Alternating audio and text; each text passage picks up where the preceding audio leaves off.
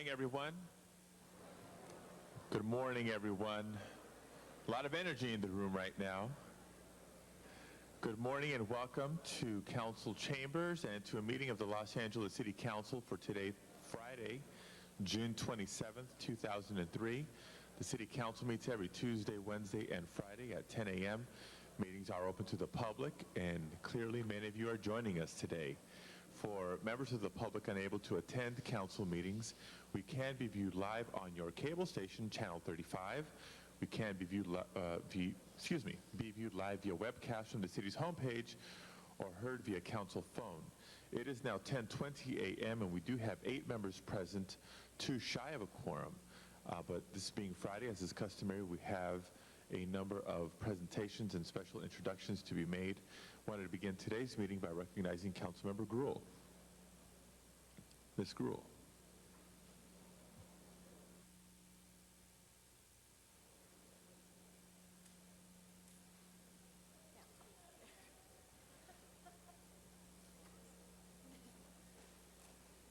Thank you, Mr. President, and I'm so pleased that I could be here today to make this presentation. I'd like to ask the Forsch family to please come up.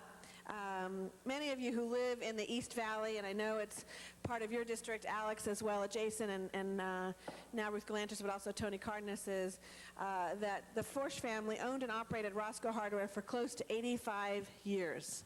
Roscoe Hardware was San Fernando Valley's oldest, established, and largest supplier of general and builders hardware, tools, power tools, painting supplies, and other related projects. Whereas the descendants of Louis and Mary Forsch, son Jack and grandsons Gary and Glenn, maintain the family tradition of running the store and being active in the community. They really have had an historic roots, have been a real community participant, and contributed to Sun Valley's rich tradition. They're one of the first families to reside in what today is Sun Valley, and whose name is synonymous with its history. And although Roscoe Hardware just ended their time and closed their doors, they have made an indelible difference in the city of Los Angeles, particularly in the East Valley. And as someone who grew up in a family business, I know how hard it is sometimes to keep it all together, to get along in a family business, and particularly to maintain that and to preserve jobs in the city. So I just wanted to take this opportunity with my colleague, Councilmember Padilla, and Councilmember Galanter, to acknowledge the Forsch family, their commitment to the city, and wish them well as they go on to new endeavors. But they've been a staple of Sun Valley and one that we can be very proud of in Los Angeles. Thank you very much. Thank you. Would you like to say something? You sure? Okay. All right. Say your quick. Real quick.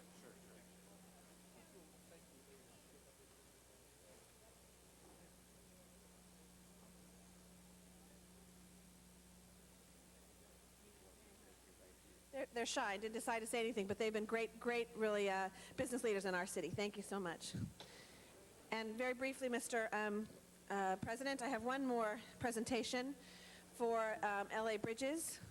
They're coming in the back. We have all the kids in LA's Bridges program. Can you raise your hand, and all of you that are present here for the LA Bridges? I know some. You can stand up so everyone can see you here. If you're familiar with the LA Bridges program, on the 2003 LA Bridges graduation, we're standing here today to talk about that's been a successful combatant in an effort to prevent and deter at-risk youth from gang activity and crime. This program enriches the lives of those youth most affected by gangs by offering alternative activities. The program also provides much-needed social services to the youth. We celebrate the program's achievements today as we recognize those youth who have successfully completed the LA Bridges program. For their dedication and perseverance, one can overcome diversity. And I know my staff members giving me a list here of the students are from Audubon Middle School, Bancroft Middle School, Bethune Middle School, Bret Hart, Burbank, Carver, El Sereno, Fulton, Gompers, Hollenbeck, Horace Mann, John Adams, LA Academy, LeConte, Madey, Mount Vernon, Nightingale, Pacoima, and Stevenson. So all of you in the council have representatives who are here today from those schools. This program was started in 1997, and we recently had in my committee, and I know with Councilmember Garcetti, a review of this program and its successful achievements. And today we're celebrating those students who have made a difference in their lives and their communities. They've become leaders, achieved academic success, and improved relationships with their families. At this time, I'd like to congratulate and recognize Alfonso Silva of John Adams Middle School for being his class valedictorian. Are you here, Alfonso? Somewhere back here? Congratulations.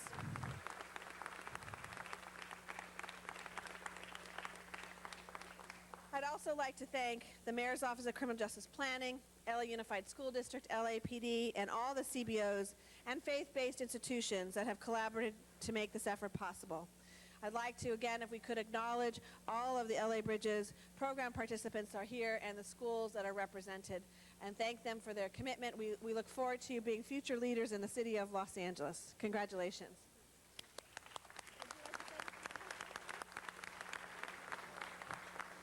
Thank you, Councilwoman Gruhl. We really appreciate this time before you and acknowledgement of this program in light of the very busy agenda. So we want to thank you for your support.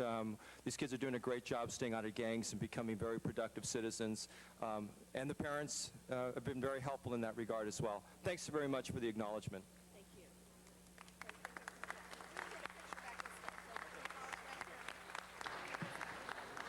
Thank you, Ms. Gruhl. And speaking of children in the schools and education in LA's best, let me recognize next Mr. Labange for a special presentation.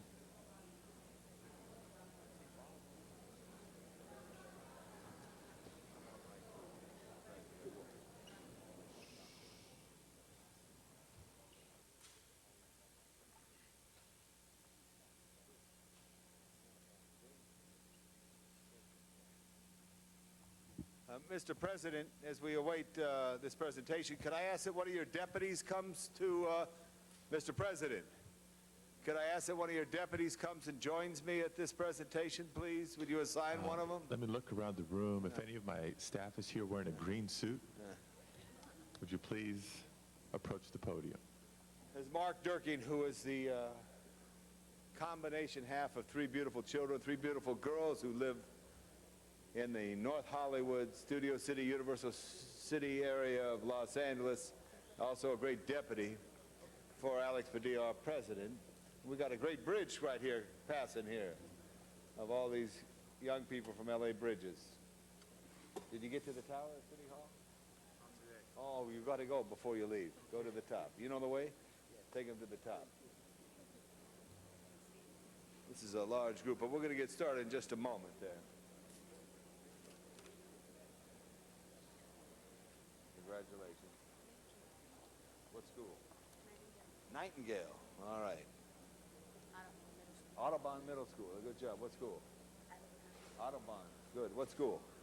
Audubon. We got Audubon. And you're Nightingale? Nightingale. Good job. This is a good group. Good.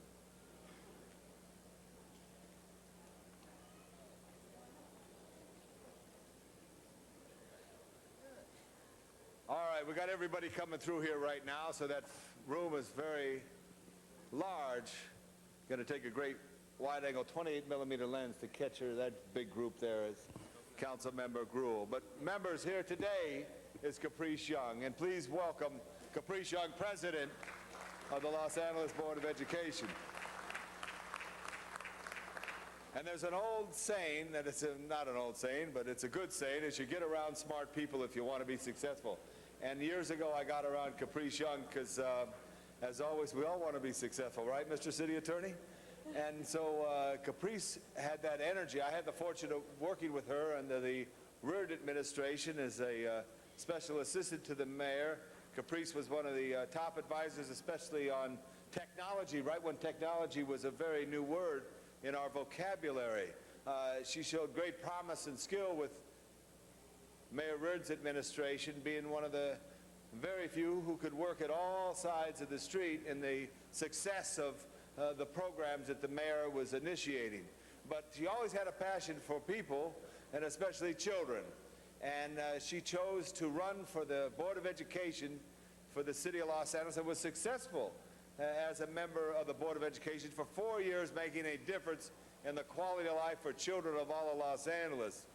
She grew up in this city. She has a great story about how she went to Birmingham High School, and you're going to explain that because I don't like to tell people those stories. But she also later completed her education at Yale. She's one of the brightest minds in Los Angeles. She's been honored by many different organizations and groups because of her commitment to young people. And I felt it was very important here on what is her last 3 days of service to Los Angeles, the Board of Education, that we bring the President of the Council over and recognize her and also her husband, because it's a team effort. Anyone who's in public service knows that team is extremely important to be able to be successful. But Caprice, this commendation salutes all your good works and deeds that you've done for all the years and the continued deeds that you're doing. But the best deed that she does is she works with Holly Grove. Holly Grove is an orphanage of almost over 100 years in Hollywood that Cornelius Cole, who Cole Avenue is named after, and developed that part of Hollywood, developed this orphanage for Los Angeles children. And she's made a great impact on that over the years and helped Holly Grove, and the students there are special needs students. But that is the real passion.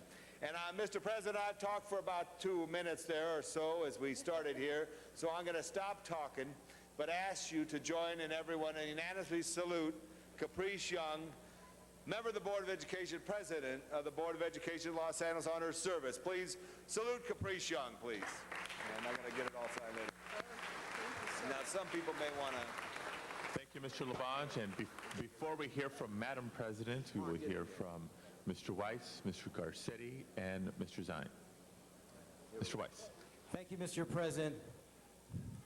Good morning, Caprice and Mark. It is so wonderful. Tom, thank you very much for bringing the great Caprice Young in here. It has been such a joy and such a privilege to work with you these past few years. You are truly, and I mean this, because I've met a lot of public officials in the last 2 years, you stand out as an inspiration to anyone in public office when it comes to doing it for the right reasons and doing it hard, leaving nothing on the table.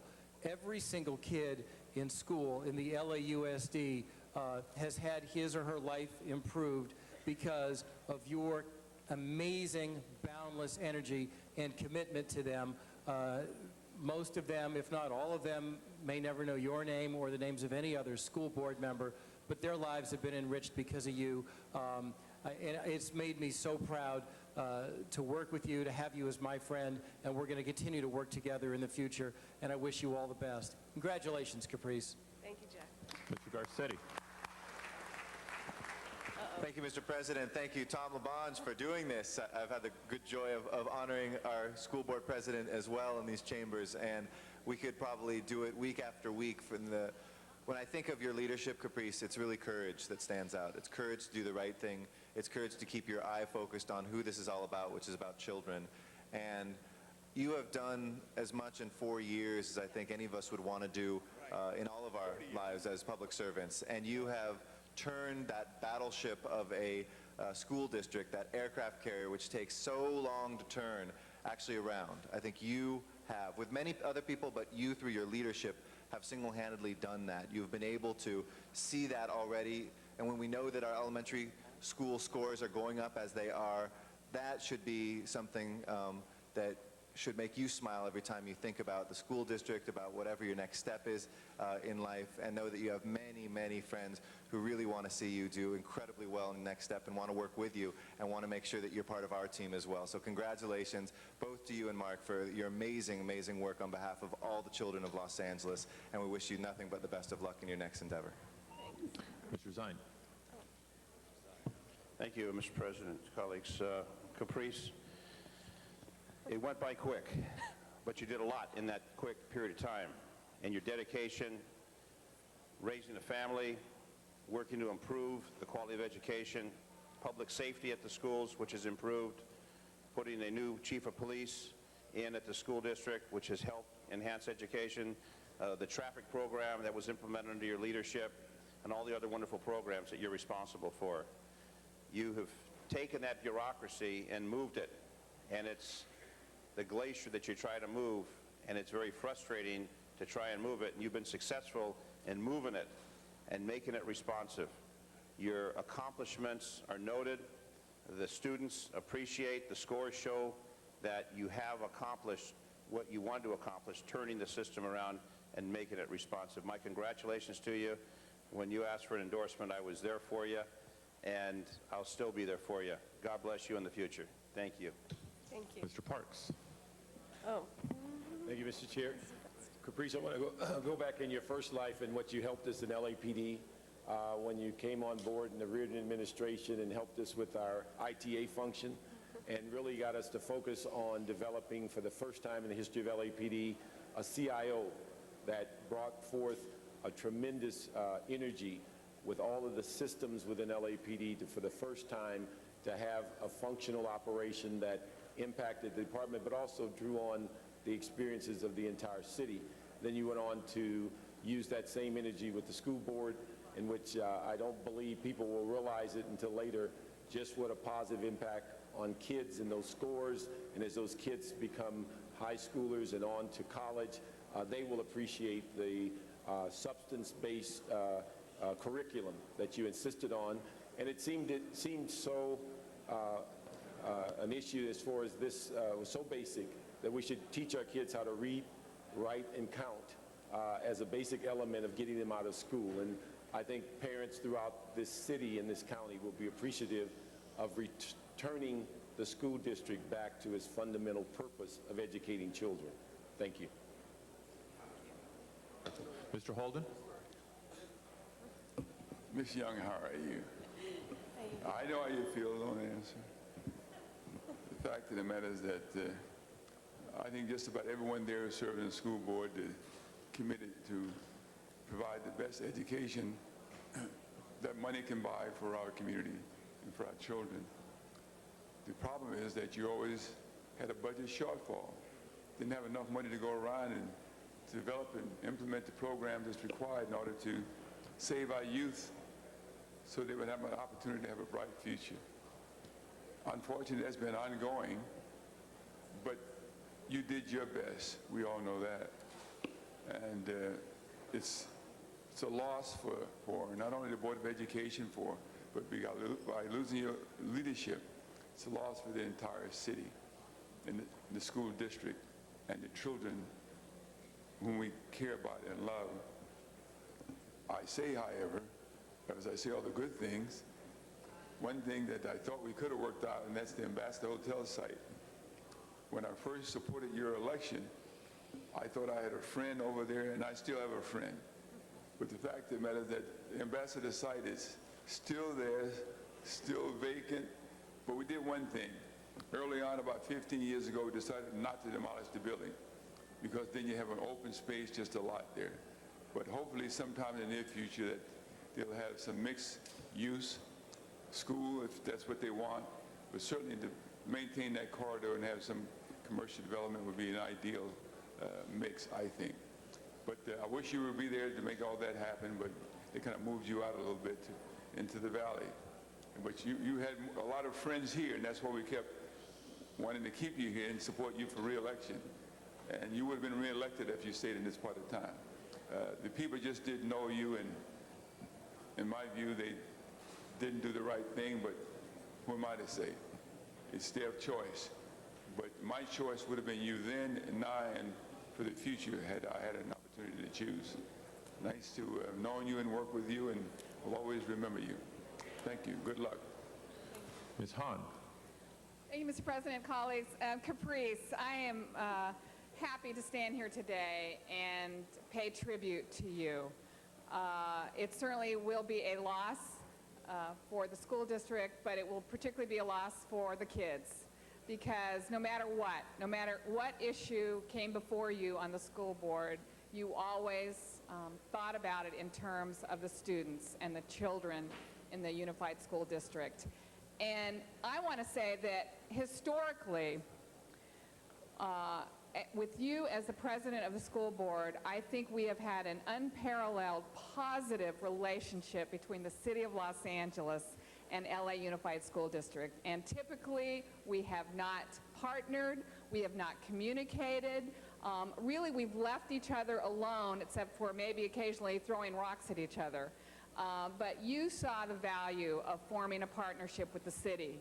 And I really want to thank you for that, because I think the greatest thing we can all realize is that they're all of our constituents. The children in Los Angeles are as much our constituents as their parents are, and you've really made that clear. And I also want to thank you for the courage you showed in really campaigning hard for the school bond measure. That's not always popular, to add more tax to people, but you saw the need and the number of schools that we must build in the next few years to accommodate the students in our school district, and you fought valiantly. You were a leader on that. You were way out front, and I was happy to join with you in that campaign, and we passed it successfully. So years from now, generations from now, the impact of your leadership will be felt in the school district of Los Angeles, and we thank you for your true public service. Thank you, colleagues. Before we let you speak, I just wanted to add a few words. I want to thank you also for your years of friendship, not just since your time on the school board. We met when you were in Reardon's office, and we have that Coro connection as well. But I've appreciated our informal and quiet presidential summits. You as president of the school board and I as president of the council, as we've talked about Los Angeles, not just the school district, not just the city, but the region and the next generation, as is also important for us. So it's, I think, a shame that we're losing a quality public servant today, but I know you're not going too far away, and you're always going to be engaged in Los Angeles' political discourse and setting the vision for the future. I know you're just a phone call away. Just want to say I appreciate it, and I encourage you, and we're going to give you an opportunity to speak from this podium, to not be shy about sharing your perspective on, what the tasks and challenges really are for the school district and what needs to happen, not for anybody's political sake, but for the sake of the children and the opportunity that they deserve at success in life academically. And as a side note, thank you, because I know I can work Mark Luther King even harder after July 1st. Go ahead. All right. Ladies and gentlemen, Caprice Young.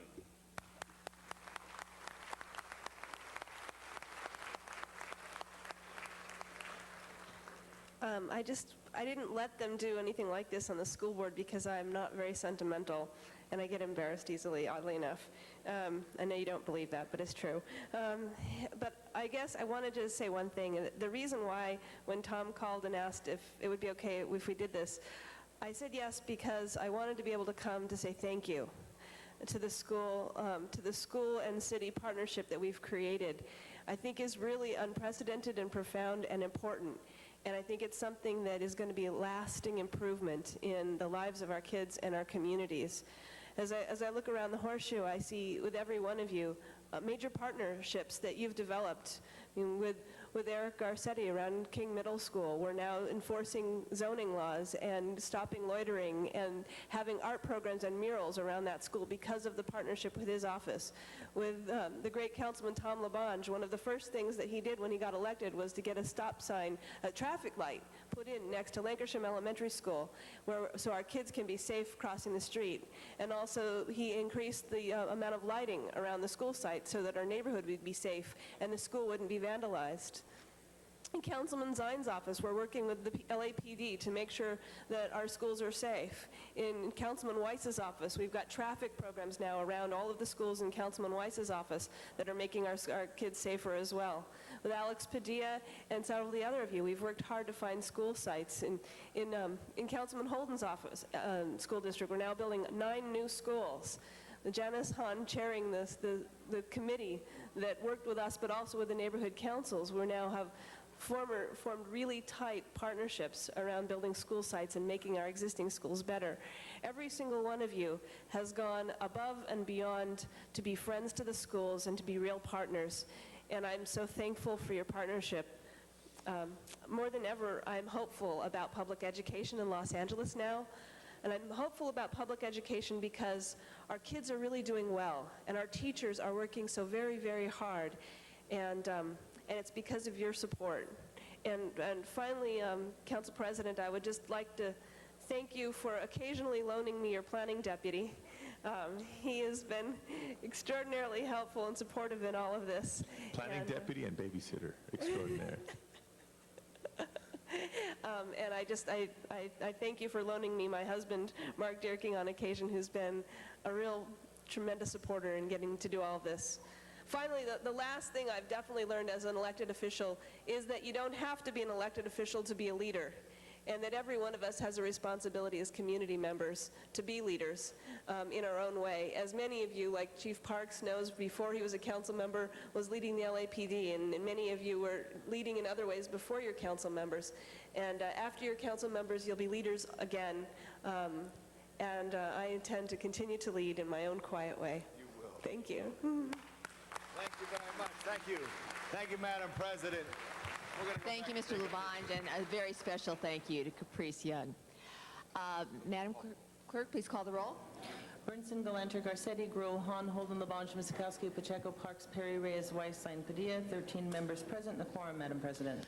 All right, let us quickly run through the agenda, call items special that we will need to discuss later, and then we'll continue and return to the presentation, special presentation. First order of business, Madam President, is approval of the minutes. The minutes, Mr. Zion approves, moves, Ms. Perry seconds. Minutes are approved. Commendatory resolutions for approval. Those are also approved. Before beginning the regular agenda, there are several items to continue. Item number 1, applicant consents to continuous to August 13th. Item number 1 will be continued to August 13th. Also a request by Councilmember Hahn to continue item number 2 for 2 weeks, and that would be to July 11th. Without objection, item 2 will be continued. And also a request to continue item number 6 to July 9th. I believe we're going to call that special because I believe item 6 there's going to be a separate action proposed. So let's call that special. Okay, next items on the agenda, Madam President, items for which public hearings have been held, items 3 through 17. Item number 6, I believe, was just called special. There are committee reports that have been submitted on 7, 8, 9, 10, and 11, and a motion is required on those. All right, members, items 3 through 17 are before us. Yes, Ms. Gruel? Yes, Madam President, if I could have item number 3 continued for 1 month, please. Item 3, without objection, will be continued for 1 month. Members, items 4 through 17. Any requests for calling these items special? If not, then items 4 through 17 are before us with a motion to approve the recommendation on item 11. On item 11 and Item 7, 8, 9, 10, and 11 all require motions. The reports have been submitted and distributed to the council. All right, so the motions as the reports as submitted will be moved, and we can now open the roll on items 4 through 17. With the exception of item 6 called special. With the item 6 has been called special. Open the roll, close the roll, tabulate the vote. 13 ayes. Those are approved. Next items, Madam President, are items for which public hearings have not been held, items 18 through 44. Items 18 through 44 are before us, and we do have a card submitted on item 45 and 46, so we'll call those special. Other than that, 18 through 44. 44, all right, so we're not at 45 yet. 18 through 44. Members, is there anyone in the public who would like to speak on items 18 through 44? Seeing no cards and no one come forward, those are now before the council. Members, item 18 through 44. Seeing no items called special, let's open the roll, close the roll, tabulate the vote. 13 ayes. Those are all approved. Next item, Madam President, on the continuation agenda, item number 45 is an item for which public hearing has been held, and there is a community impact statement that is on the agenda, and there's an additional one and a copy has been distributed to the council members. All right, we will call item 45 special. Next items are 46 and 47, and those are items for which public hearings have not been held. I'd seen, we do have cards on 46, so we will call that special. Item 47, members, anyone wishing to call item 47 special?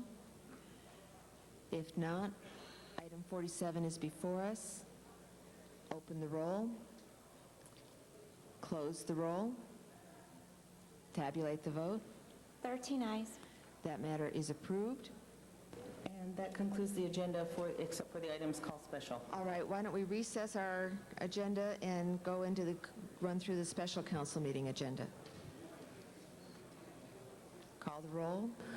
Bernstein, Galanter, Garcetti, Gruel, Han, Holden, Labange, Miskowski, Pacheco, Parks, Perry, Reyes, Weiss, Sine, Padilla, 13 members present and a quorum, Madam President. All right, let's go through this agenda. On the special agenda, there are, 11 items. The first items are items for which public hearings have been held, items 1 through 3. Members, item 1 through 3 on the special agenda are before us. Any items to be called special?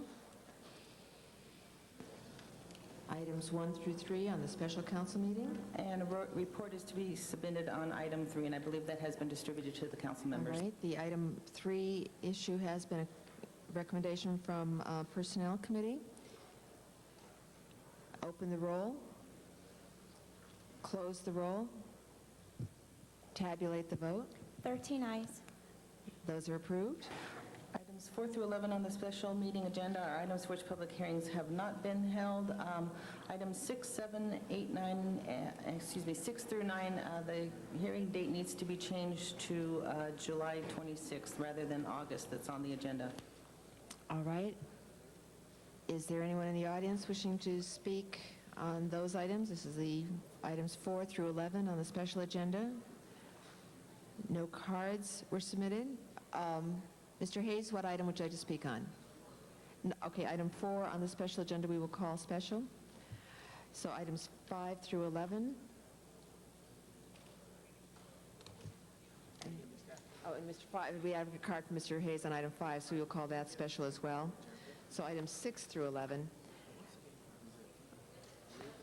on the special agenda. All right. No members wishing to call those items special. Those items are now before us, 6 through 11. Open the roll. Close the roll. Tabulate the vote. 13 ayes. All right. We will hold items 4 and 5, which are called special, from the special agenda and add them to the regular agenda and adjourn the special agenda meeting and go back into the regular agenda. And at this time, we have a very special presentation, and I would like to recognize our council president, Alex Padilla. Oh, Mr. Padilla, Mr. Pacheco did ask if he could make just a brief introduction of some guests. Mr. Pacheco? Just a brief introduction, colleagues, Madam President. I have some representatives from Elena Arias and a couple other representatives, por favor. From el Comité de Educación Compensatorio de Roosevelt. These are parent leaders from Roosevelt High School here who are joining us and participating in today's final City Council meeting for this session. Thank you. Gracias por llegar con nosotros.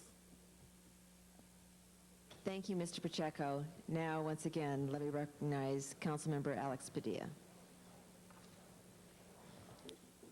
Thank you very much, Madam Chair.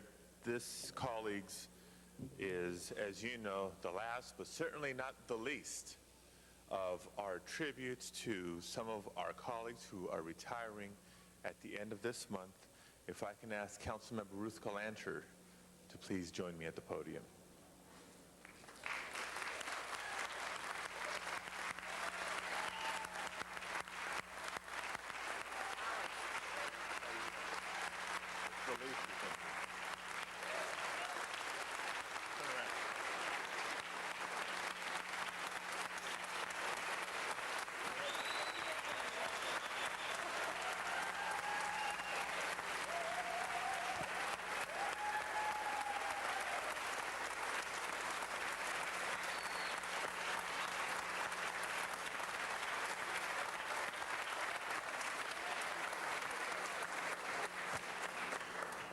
there's that smile that we know exists, and we love to see more often than not.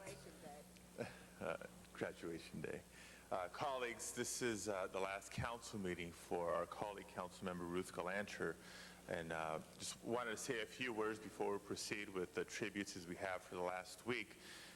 Many people know Councilmember Galanter as having been an environmental champion, not just within the city council, but throughout the city of Los Angeles and the state for that matter, really setting a tone prior to her service in elected office, certainly as a council member, one that has earned her awards and recognitions from national and international organizations. She's been at this podium before when it's been in recognition of her accomplishments on policies, on recycling, on grabbing council members by the ear and saying, what are you doing with that soda can?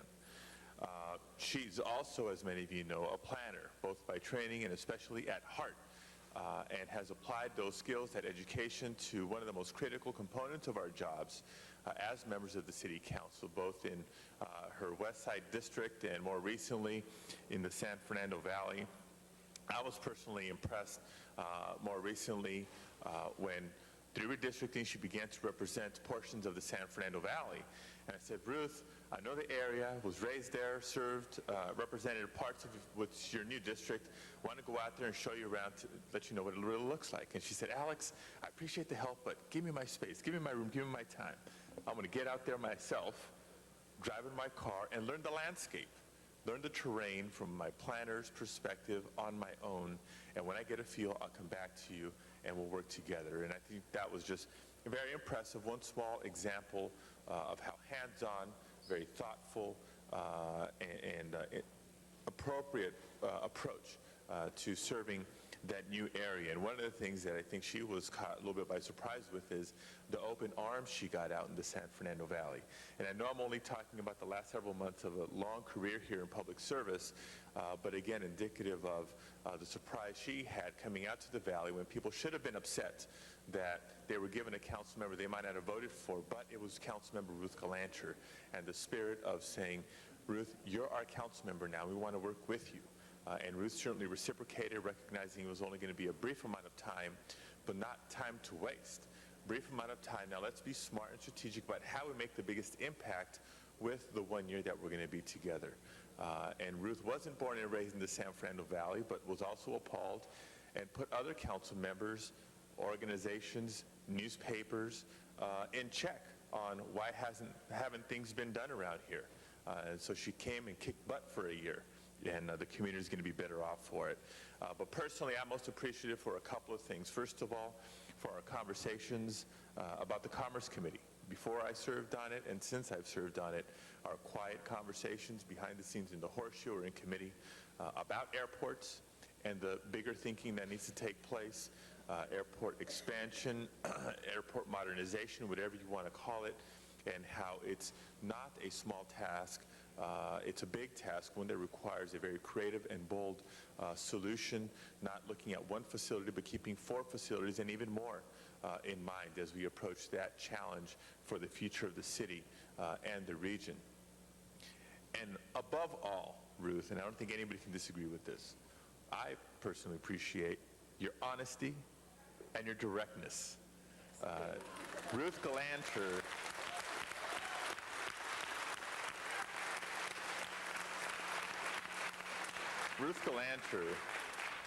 is not known for mincing words. She's not known for not telling you what she really feels. And she's not known for playing games. And I think that's something that is lost sometimes in the world of politics. I've appreciated it, and I've appreciated all the support and suggestions you've given me, especially in the last 2 years, as we've tried to embrace the leadership opportunities we've had in the City Council, and your years of service here and your insight and wisdom on leadership in general have been very, very helpful to me. But before I go on too long, and before my colleagues get an opportunity to speak, we have a little surprise for you. And I was asked to make this announcement specifically because maybe unlike some of the previous videos we've seen this last week, Ruth, you're not aware that a video has been prepared. Ruth had nothing to do with it. but it was your staff, your supporters, and the Galanter family that were inspired to put a video presentation together. And I'd like to ask ITA to now roll the tape. They warned me, but they wouldn't let me see it.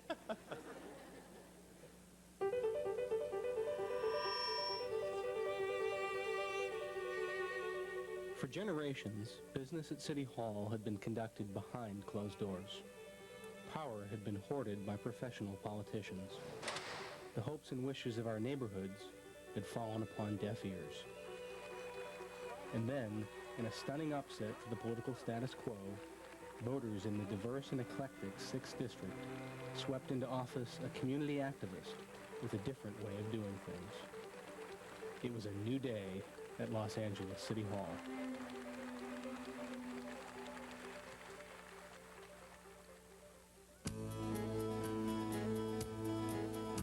What a wild ride it has been, bucking the establishment and tackling controversy, solving decades-old problems and making government work for her constituents, talking common sense, and speaking truth to power.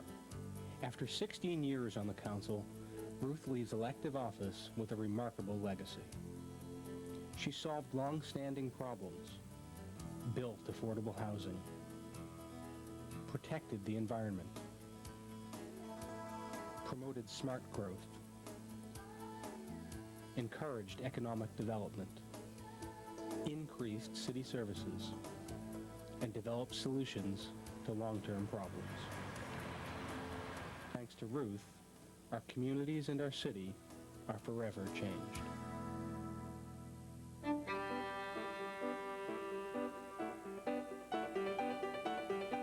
Not one for the spotlight, Ruth never dreamed of running for office.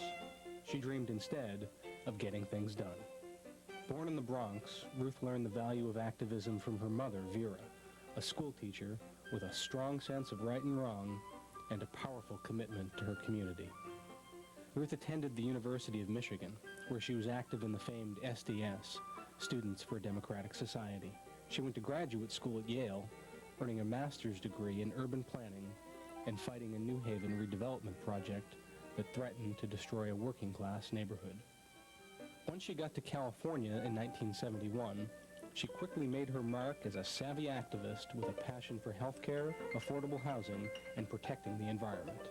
She wrote the Health Law newsletter, worked for the Santa Monica Mountains Conservancy, and fought for the restoration of the Santa Monica Pier. With her direct, some said blunt, plain-spoken manner, she badgered developers and government agencies up and down the California coast into doing the right thing, like putting low-cost housing in the coastal zone. When Governor Jerry Brown appointed Ruth to the Coastal Commission, it stunned her opponents and thrilled those of us who believe our beaches belong to more than just a privileged few. Then, in 1987, when activists in the Venice area needed a champion to challenge an entrenched incumbent who had turned a deaf ear to the 6th District, they looked to Ruth. We had a series of meetings on our back patio. The discussion then centered on who is the candidate, who would be the viable candidate. And lots of names were tossed around, but it kept coming back to Ruth. She certainly knew the issues and her good work on the Coastal Commission, plus the strong history and ties she had to the community. And it became more and more not an issue of who's the viable candidate, but how do we talk Ruth into running? I have a recollection of having a group of people sitting on our back patio once again and plying Ruth with wine. And after lots and lots of discussion, we finally convinced her that she was our hope and she had to do this. And they all assured me with great confidence that there was no way in the world I could win because I'd be outspent and so on. And I finally wound up asking the state official, I said, well, you know, if I don't run, she's going to get back in. It's going to be an easy race. And he said, yeah, I know, and that's kind of too bad. And I said, well, what would you do in my position? And he looked a little startled and finally said, well, I wouldn't run. And I said, thank you for your time, and left. And of course, that's the way I respond to things. You tell me I can't do something, and it kind of gets my adrenaline flowing. And so I went back to the group and said, all right, what do we do next? It was a long-shot campaign, short on funds, but long on commitment. What it lacked in political sophistication, it more than made up for in popular support.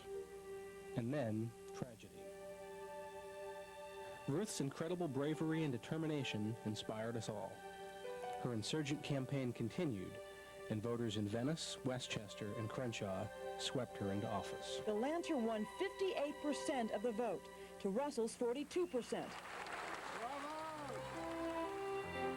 My victory represents a victory of a vision of the future of Los Angeles as a place where people are interested in cleaning up the environment, keeping the neighborhoods pleasant and safe places to live, directing growth and development where it's most needed, and protecting our quality of life. I see myself as a spokesperson for that movement.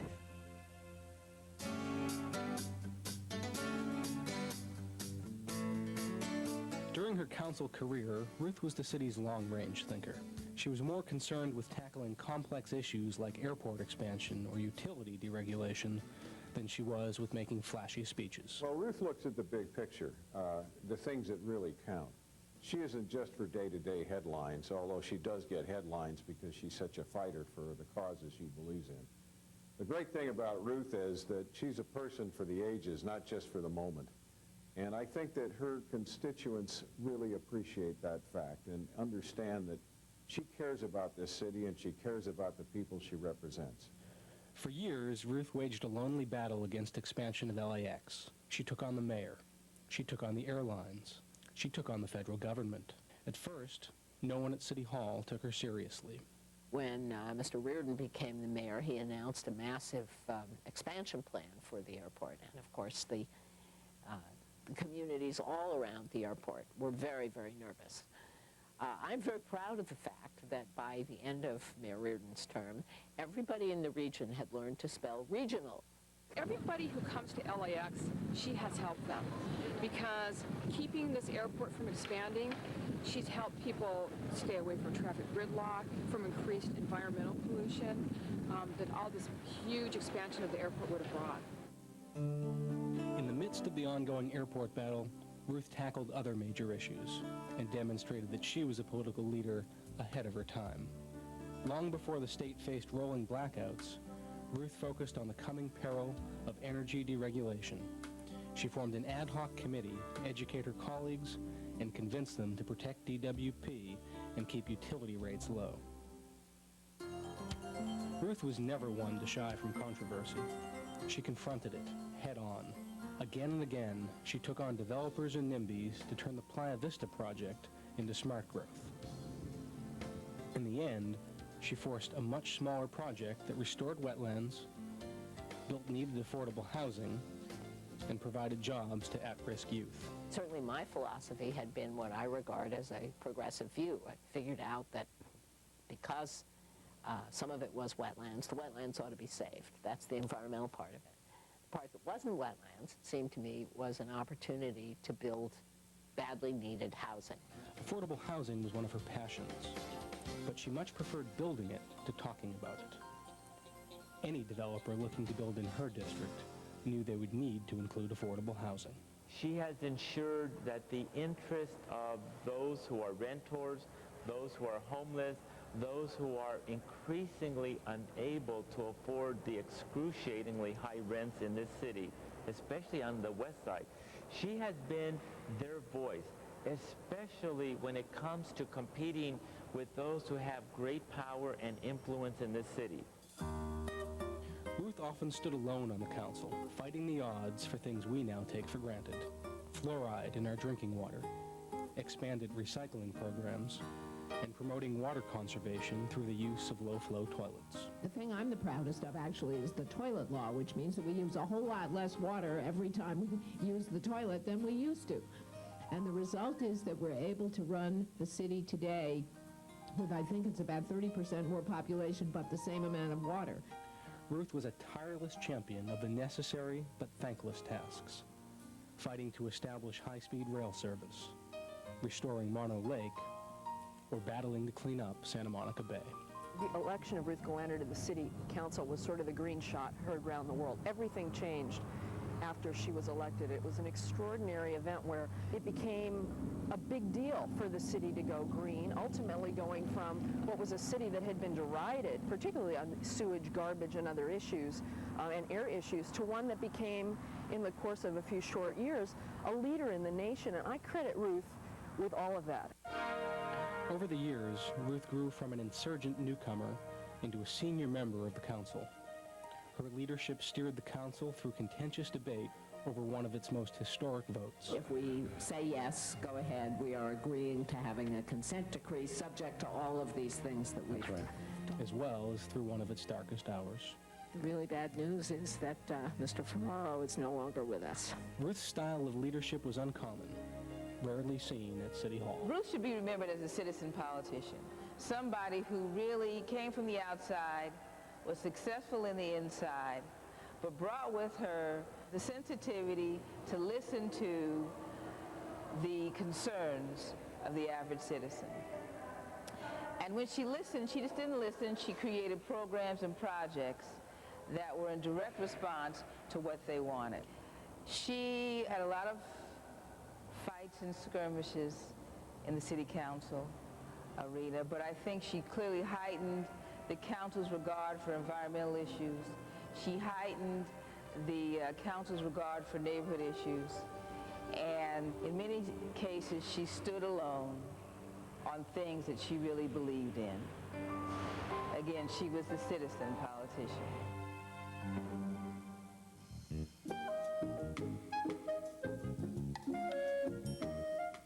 Outside of City Hall, in the communities she served, Ruth will be remembered for her remarkable record of achievement. Her neighborhoods are full of monuments to her hard work. Restoration of environmentally sensitive habitats, new recreational opportunities, new community centers, a new police training center, a half-dozen new libraries. Right off the bat, we realized how fortunate we were to have someone who not only cared about her constituency, but cared about the community as a whole, and wanted to make the community a better place for the constituents to live. You know, it was very refreshing to have a council person that what she focused on was the end result and how to get to it. She did not feel that she had to go around smoozing with everybody to get to where she was. That took too much time. She just got in, she did it. And that's what we enjoyed about Ruth, getting things done. This didn't happen by itself. The quarterback, the leader, was Councilwoman Ruth Galaner. Ruth was known as the woman who got things done. She put the community first, cut red tape, and pushed public agencies to revive and complete long-stalled community projects. And like at the Venice Beach renovation, she knew how to do it with style.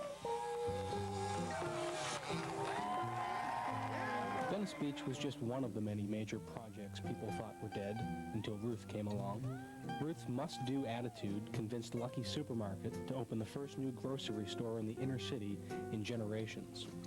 It was Ruth who worked with the state and the county to build a new sound wall along La Brea. And after decades of neglect, it was Ruth who fixed Venice Boulevard. And it was Ruth who refused to let small-minded bureaucrats tear down the Venice Pier. But one of the biggest things, I think, for Venice was the reopening of our pier. And that was a really monumental accomplishment, because to be closed for 13 years, everybody had written it off, but she wouldn't give up on that pier. Ruth's focus on her district remained constant, even when the district lines did not. When she inherited West LA and won redistricting, she expedited greenway projects and built a playground for disabled children.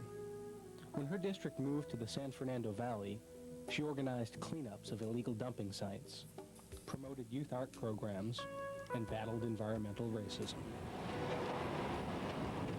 This is an amazing woman. She fights for constituents. She doesn't just give them lip service. She sees a problem and she goes in and tries to solve it. This is unique in Los Angeles city government. Most sit around and simply tell constituents they're working on the problem, but nothing happens. With Ruth, things do happen. And she was a breath of fresh air in the San Fernando Valley. We're going to miss her. We wish she could stay around for a long time. Her constituents might remember her best for the community participation she encouraged. 15 years before neighborhood councils became a reality, Ruth formed community advisory councils throughout her district to give people a say in planning and development issues. But it's not fair to hold all these people in this community hostage to that. I ask you to adopt this today and have whatever policy discussions on broader policy issues you want to have afterwards. I always felt protected when somebody was trying to carve another piece out of us, specifically Westchester, Playa del Rey. Ruth was always there to analyze the situation and protect us. Long before council meetings in our neighborhoods were routine, Ruth sponsored in her district the first evening meeting of the city council, attracting 500 residents. You know how that expression, actions speak louder than words? Yeah. It was her actions. Yeah. She really didn't focus on what people thought. She was a doer. And she came into the community and basically just did the job. For Ruth, empowerment wasn't just a campaign buzzword.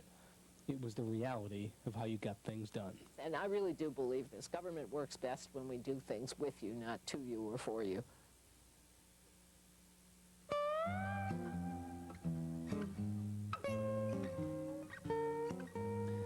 There's more to Ruth than her tremendous public achievements.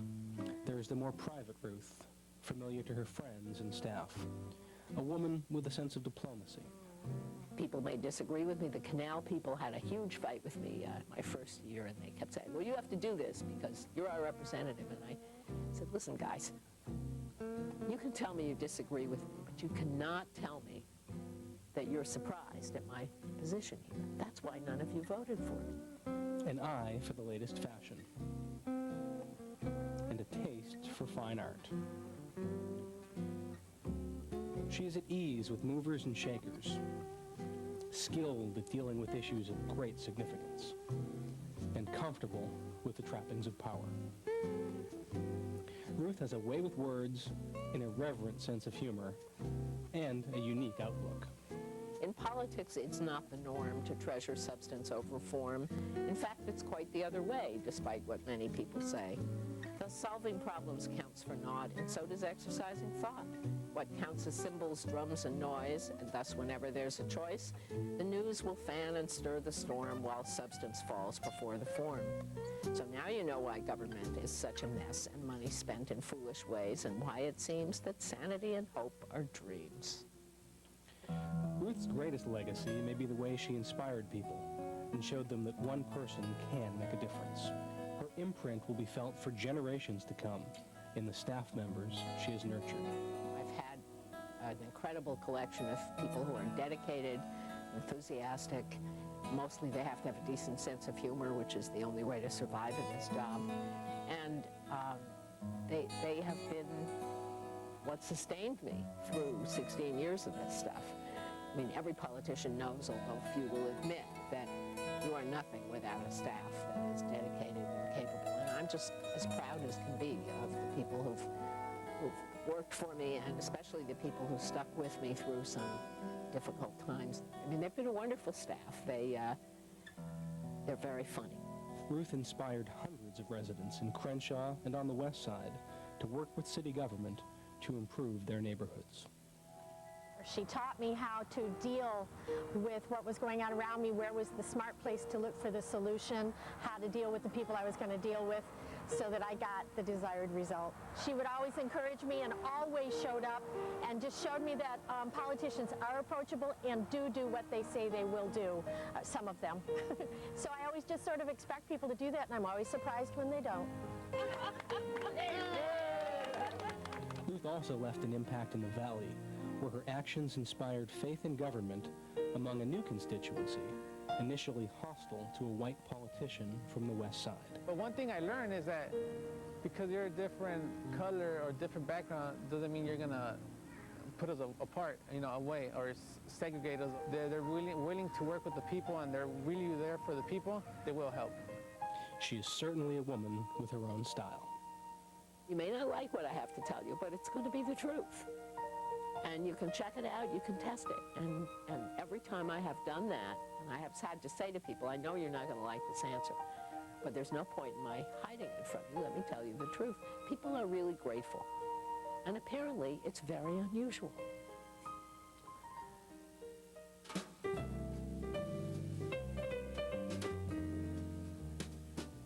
After 16 years, 4 election campaigns, thousands of constituent calls, scores of community projects, and more controversies than you can count, Ruth will be long and very fondly remembered.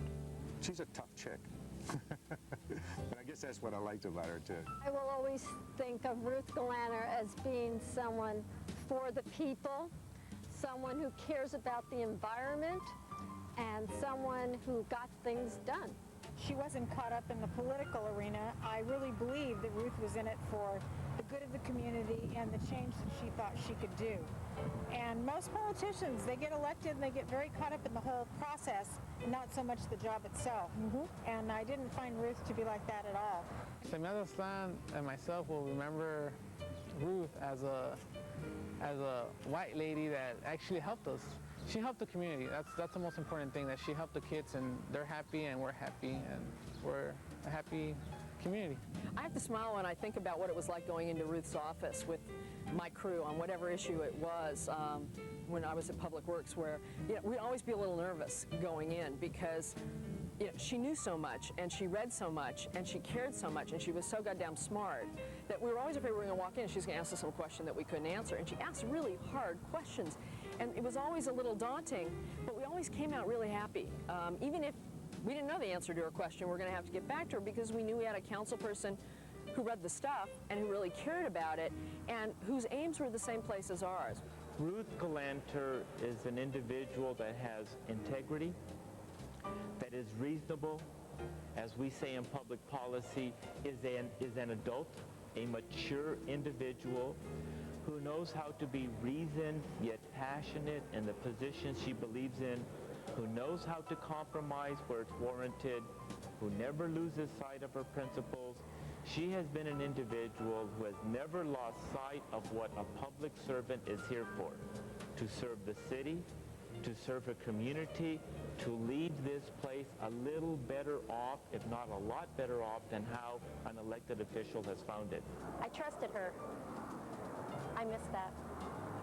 She was an outsider, primarily, trying to function within a system that she didn't have a lot of regard for as a system, but she knew that it could make an impact on the outside world. So she was willing, in a way, to sacrifice her own life, her own self, to operate in an arena to try to make life better for people outside that arena. I think I mentioned that I'm kind of an accidental politician, and I was told by one of my original supporters recently that she kind of shook her head and looked at me and she said, you never really were much of a politician. It's both your strength and your weakness. I am who I am, and I'd like to be remembered as thoughtful and truthful, and willing to take a risk in order to achieve a goal.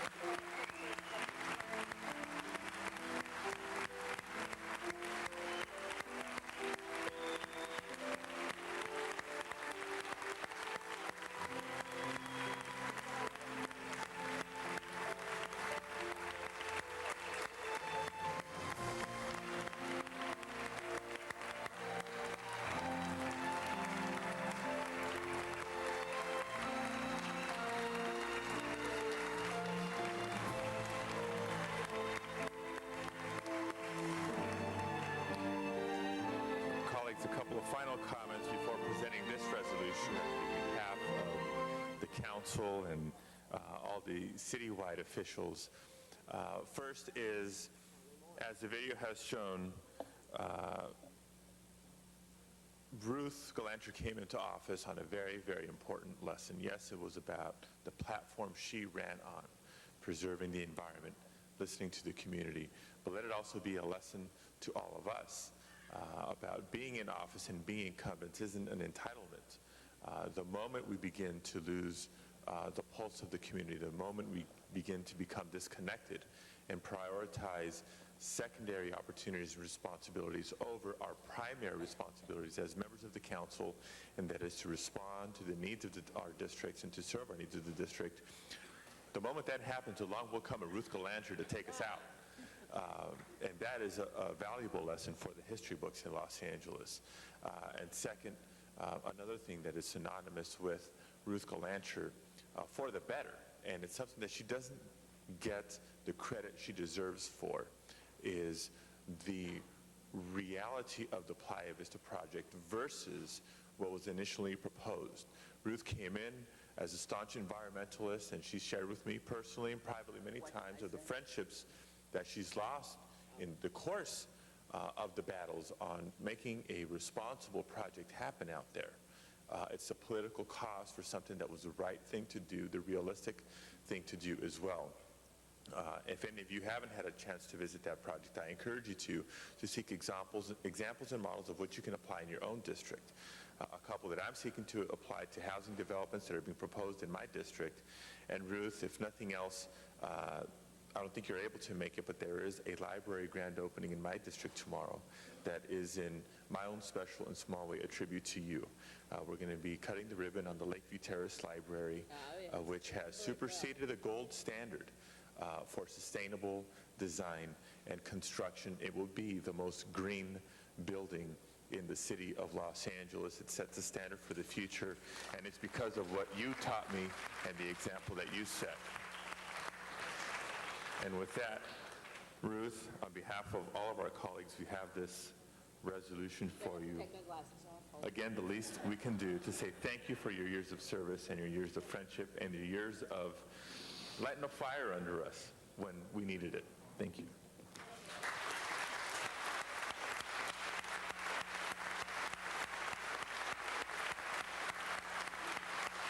Thank you, Mr. Padilla. And Ruth, obviously, as you know, there are many, many people here who want to speak and say something to you and for you.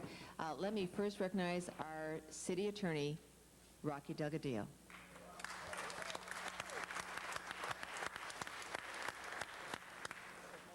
Good morning. Thank you for coming. Absolutely, I wouldn't miss it.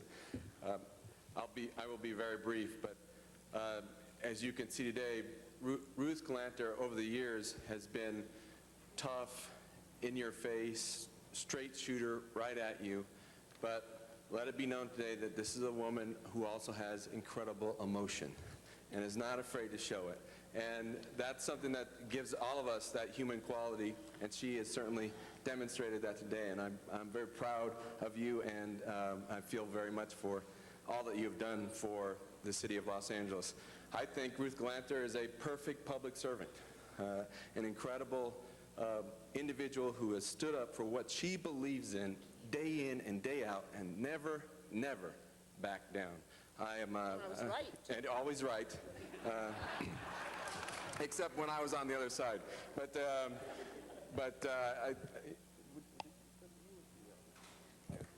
I was just going to say her only defect was that she went to Yale, but as a Harvard grad, I had to say that. But Harvard, no. But certainly, I'm honored and proud to have been, even in a small part, in a small way, involved in your leadership. And I will take much as we go forward from that example, and I will learn much as we go forward. So thank you very much for your incredible service to this city and the residents of Los Angeles. Thank you. Thank you, Rocky. Next, let me call on our city controller, Laura Chick. You really made an effort to get here. Yeah, but because this sister of mine with whom I had the good fortune to serve for 8 years, we used to whisper sometimes about trying to maintain civility and also roll our eyes sometimes when things went on too long. So to that end, I will not. But I do want to tell you that not infrequently, when I am reaching down into trash cans and pulling out water bottles and soft drink cans, I am proud to say, as people look askance at me, Ruth Galanter taught me to do this. Thank you.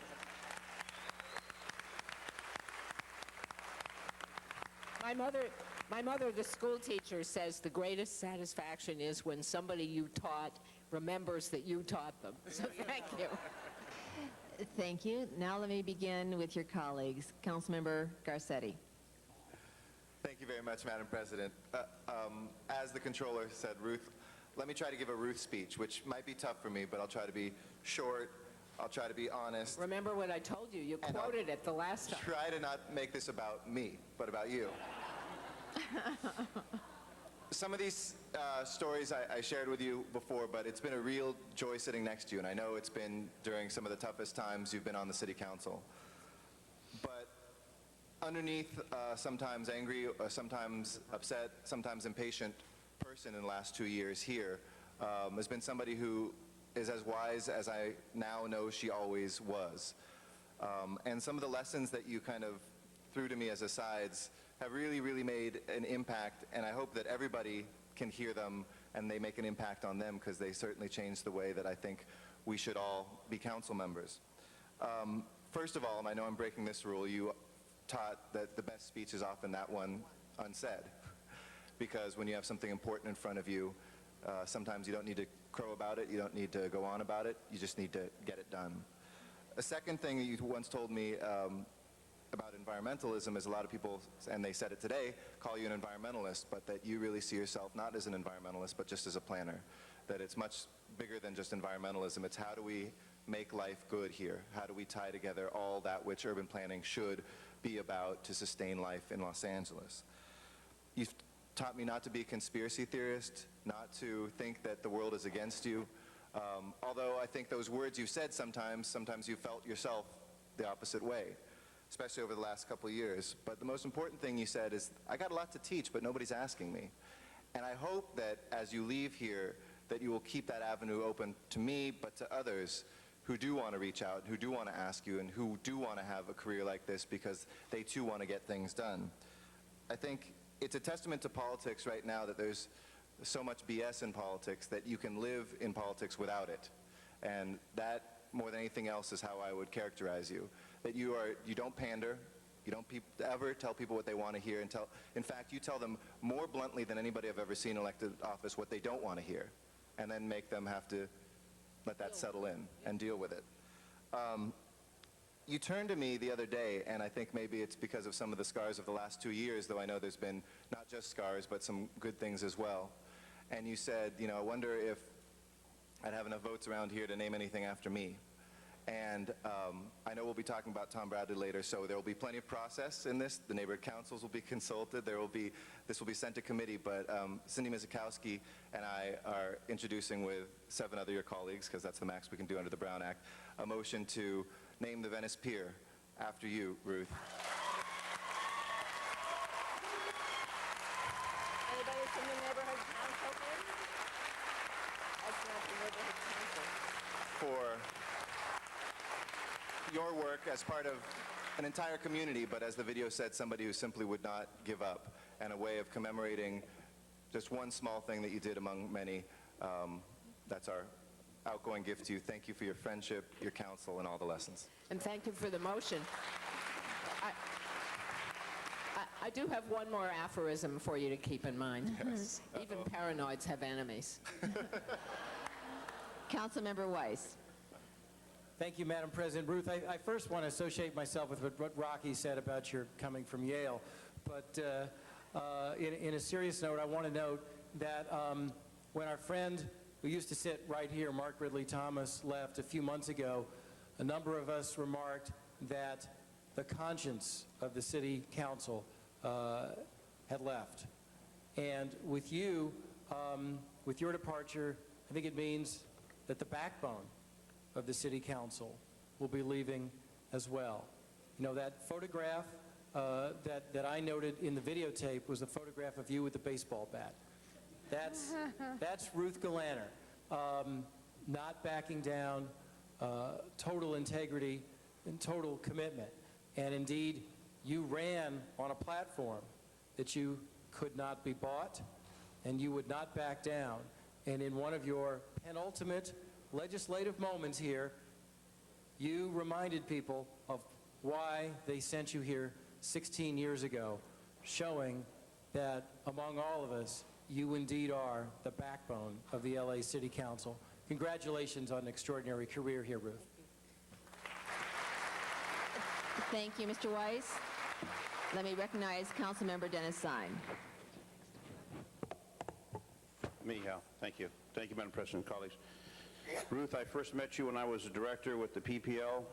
We had many conversations and endorsements for your campaigns, your re-election campaigns, and I also remember going to Heal the Bay and the events that were sponsored on the sand, the dinners that they had overlooking the ocean, and you were the person that motivated me to get involved in Heal the Bay. Always environmentalist, and we keep under our desks, Ruth, just because of you. We recycle all the paper because you've always been an environmentalist. You'll always be an environmentalist. And also the issues of purchasing. I remember many times you said, when you go to dinner in the city of Los Angeles, we get the sales tax. When you go buy clothing, buy in the city of Los Angeles, we get the sales tax. You've always been an advocate for the people of the city of Los Angeles. I remember not too long ago you came before our transportation committee on an issue regarding pedestrian safety for students at a school and fighting to make that happen. And the bureaucracy continues to plow along at its rate that it always plows along. And the commitment that you have for the community of the San Fernando Valley, the commitment you have for the people of the West Side, the commitment for the people of Los Angeles for your 16 years is commended. I appreciate the friendships we've had over the years, and I wish you the best in the future. And every time I think of the Santa Monica Bay, Ruth Galanter, thank you very much for your years of service, Ruth. Thank you, Dennis. That pedestrian thing isn't fixed yet, so I'm counting on you to keep their feet to the fire. Councilmember Labange. Madam President, thank you very much. Ruth, congratulations. What a wonderful moment right now.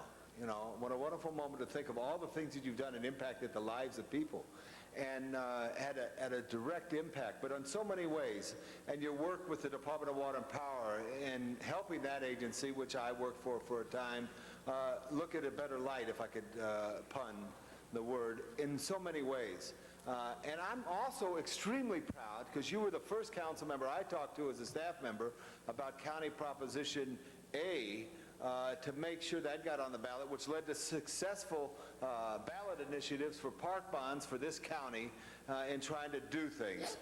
So you've truly been a champion of so many things, so you could celebrate that, because there's a lot of people who are in office who don't accomplish near what was done. And that was an absolutely beautiful video that touched so many people in your staff, which was nice to see the staff recognize, because as we know, we can't do it all alone.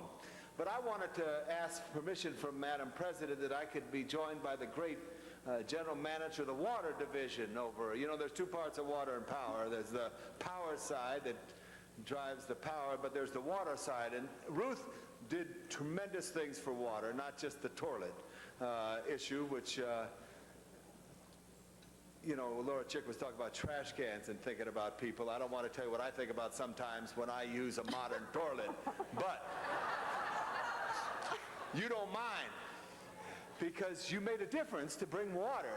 The same amount, there's 30% water, right, Jerry, that we... How much? 30% more people. 30% more people, same water since 1970. There's a champion right there in Ruth Galanter for water. But My very own toilet, I can tell.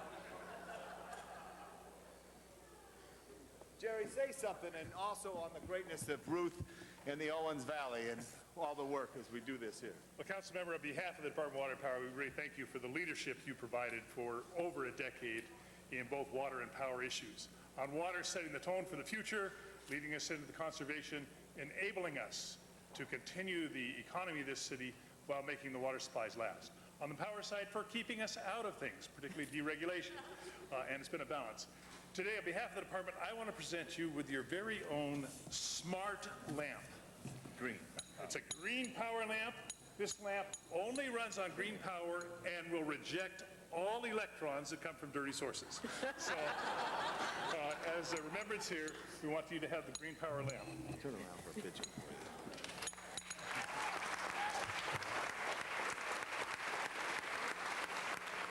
I want to get one. Thank you, Jerry and Mr. Labange. Wait, I don't think they're done. One more last item here. Because you've been- Jerry, this is your chance to make a plug on, to make sure the water system doesn't go broken to you. This is the most important right here. I never got this, and I was up the street. Now, because of your extensive role with us, we have made you an honorary member of DWP. As a retired member of DWP, this badge entitles you to all of the privileges of a DWP retiree. Even parking? Even parking. That's the key. That's the key part. That's the key. Parking. Right, and everything. Thank you, Jerry. And we certainly do support you, appreciate your support on all the issues, including the revenue we need to meet the future. And while Jerry is here, guys, before he gets away, you ought to ask him about that. Thank you, Jerry. Thank you. Don't take that away. Councilmember Pacheco. Madam President, colleagues, Ruth, how are you? It's my turn. First of all, I want to tell you all that Ruth and I have really gotten to be good, close friends over the last couple of years. And Ruth, many times, she and I would just talk about life. We wouldn't talk about politics. We would just talk about what's going on in the neighborhoods, what's going on in our own personal lives, what we're thinking about for the next part of our lives. But I wanted to share with Ruth something that she shared with me about my role as a father. And you remember when we talked about that with my daughter. And I was telling her how my daughter's going through those teenage years where they're less inclined to want to hang out and talk to their parents or talk to their father, especially if you start asking like I do about boyfriends. They don't want to talk about it. So Ruth said I only had one responsibility above all my other duties to my daughter, and that is to tell her two things. One, that I loved her, and two, that I was proud of her. Because ultimately, every daughter wants to hear that from their parents and their father. And so Ruth, I have used your advice. Every time I see her, I tell her that. Did it work? And it works. Because she does not spend a lot of time with me because right now she's busy with cheerleading, boys, and school. And I'm not sure which order yet, okay? But I did want to share with you that I really appreciate your friendship. It's pretty clear from your video and everyone's testimony that you were definitely a unique person on the council. And I can tell you that I've learned a lot from you, watching everyone here who's served some time on the council has really provided me with a lot of insight on how to get things done. And so I'm very proud of being your colleague and having served this time with you, and thank you for all the lessons. Thank you. Thank you, Mr. Pacheco. Let me recognize Councilmember Perry. Is Councilmember Perry nearby? All right, let's jump to Councilmember Hahn. Thank you, Madam Chair. Colleagues, I'm probably the only one here who can say that I actually voted for you when you first got elected. In fact, I was a young housewife raising my children at home in Westchester. And you came to my door. You don't remember me, but I remember you. You came to my door, and I was extremely impressed. Number one, like all people are when candidates come to your door. It never fails to impress the homeowner that you would actually take the time to walk door to door. And I was very impressed with you, and I thought what you were saying was right on. The problem was, of course, my dad was a staunch supporter of Pat Russell, and had already endorsed her. But this was the first parting of the ways between Jim and Janice and their father. It was our first major show of political independence, and we both supported you. and I put a sign on my front lawn And I was one of those residents of Westchester that really believed that you truly would be a voice for the people. And clearly, from, again, the testimony, the video, you have been a great public servant. One of the things I have appreciated about you, like I said, it's not always welcome, but it's certainly appreciated, is that you tell the truth. And you're extremely blunt, and you really don't mince words. And I always found it, I found it interesting. I was kind of going to you for some encouragement, some support. You were a woman in politics, and I kind of wanted, to have your support. And the first time was when I ran for Congress in the 36th district, and I made a point of coming up to you and saying I was running for Congress and I'd really like your support. You're the first, you didn't miss a beat. Are you nuts? So I was like, okay, I'll talk to you later, Ruth. I did support you. You though. did, I know, but it was that first initial, I thought, oh my gosh, maybe she's right, I am nuts. The second thing, of course, was when I ran for the elected Charter Reform Commission, and you pretty much said that in a little harsher words, but also, why in the world would you want to do that? You always made me rethink things. You always made me think about another angle, another thought, and I just didn't plow through things. But one of the things I want to tell you honestly, and I haven't done everything right since I've been elected, but one of the things I really think I did right, and I'm really glad for it, was, as you know, 2 years ago, I was offered the chair of the Commerce Committee. And I took that ball, and without hesitation, I passed it to you, because I knew in my heart that you were the right person to chair that committee, and it was so good for me as a newcomer to sit there for 2 years on that committee and watch you and listen to you and learn from you. And I want you to know that just because I never asked for you to teach me, I watched you every single day, and I really learned from you, particularly on that very, very important, powerful committee in the city of Los Angeles. So I want to thank you for your leadership. I want to thank you for, even when you didn't notice it, even when you didn't think it was happening, all of us were learning from you in ways that you would probably never know. So congratulations, Ruth, on what I consider to be a great public service career. And I hope it's not over. Thank you. Councilmember Perry. Ruth, I'm happy to see you smiling again. It's been a little while. Well, I was so glad that I was able to be here with you while you were still in office, and I remember the night that we had our public hearing on redistricting out in Westchester, and I was so moved by the comments of the enormous turnout that you had from the people here, and I was very touched by it. I know how heartfelt and emotional it was, and I could see the great love that your constituents had for you then and have for you now. And I guess in some ways you're just kind of going home.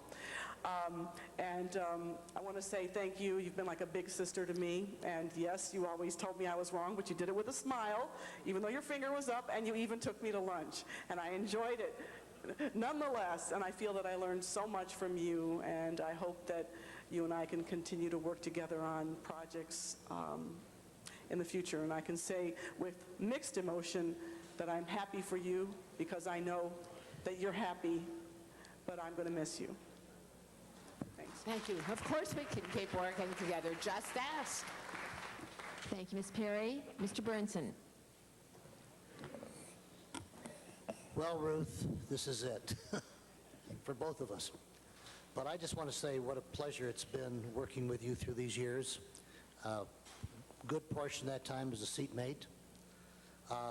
I never really met you before you came to council, but I recall your election, and I recall the tragedy that you had, and I recall the courage that you had coming back here to council. I remember the first day when you could barely speak, but you were here. And she was here for you folks in that district from that day on, fighting for you, and that voice did improve, and we managed to hear it. Sometimes we didn't want to hear what it said, but we heard it anyway, because that's the way Ruth is. But I will tell you, Ruth is not just an environmentalist. She's a conservationist, which goes a step beyond that. A conservationist is one that conserves using water, reusing things. It isn't just the bay, which he was so responsible for, working for the Santa Monica Bay and the Venice Pier and the beach and the beachfront at Venice and the many other accomplishments. But I can't think of anybody that knows more about our water system, about the electricity system, the things that we depend upon every day and nobody thinks about. And most of us on the council, all we know is when we turn the tap on, we expect water to be there. But Ruth knows all that and a lot more. And I think that this is not the end, Ruth. This is just the end in this chamber. I think that she has so much to offer to the people of not just Los Angeles, state, the country, because of where she stands on issues. She's not afraid to speak up. And we haven't always agreed, although most of the time we did. But I will tell you that she fights for what she believes in. And this city is going to miss her on this council, and I'm going to miss you also, although we'll be seeing each other because we're both going to be out there. Good luck to you, Ruth. I know this is just the beginning of something new. Thank you, Hal. Thank you very much, Mr. Bernstein. Councilmember Gruhl.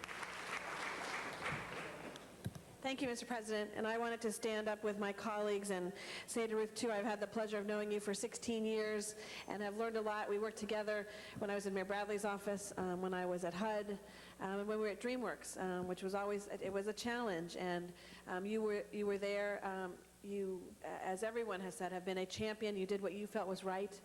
No matter what the consequence is, and stood up for what you believed in, and have been an integral part of the city council, and have made an indelible mark on the city, as we've talked about, and things that not everyone in the city may know what you've done. That video, I think, however, really spelled out how you have made a difference in the quality of life of our residents throughout the city of Los Angeles, not just for your constituencies that you've represented, and that you have been such an outspoken critic and an outspoken supporter of things that are important to the city, and wanted to add my congratulations into your career, and know that we'll continue, I know, to hear from you about things that you care about, that we can continue to have here in the city of Los Angeles and be that strong advocate. And it's just so heartwarming to see so many people here today. I know there's probably thousands of others who couldn't be here because of work or other commitments, but that have always expressed their admiration and how important it was that you represented him during that 16 years. So congratulations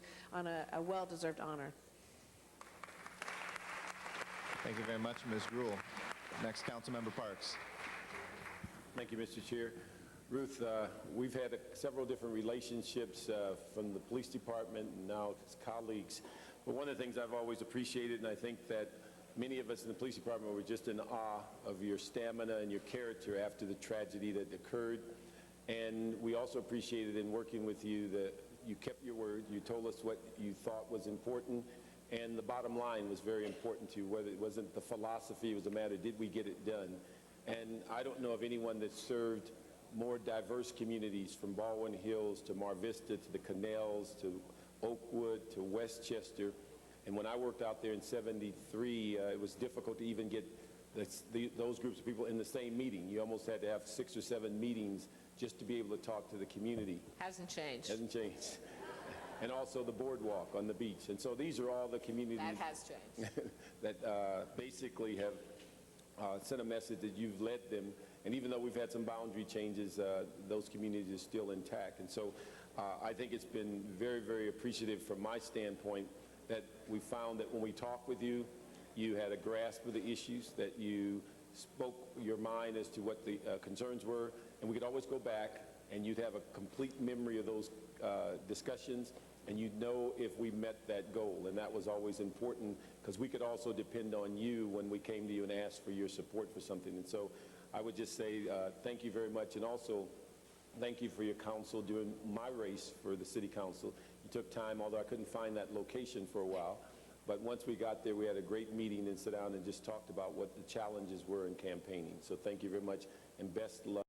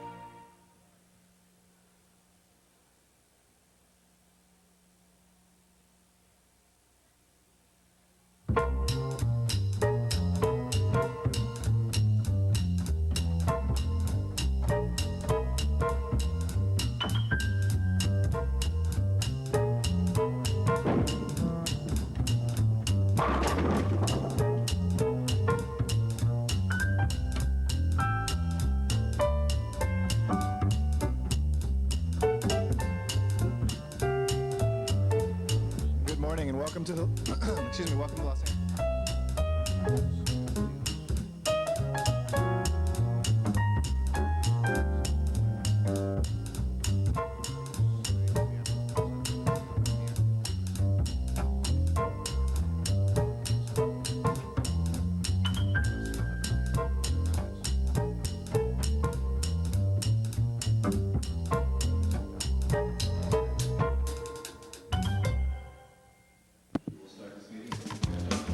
Comenzaremos esta junta enseguida que tengamos a 10 miembros presentes. Gracias.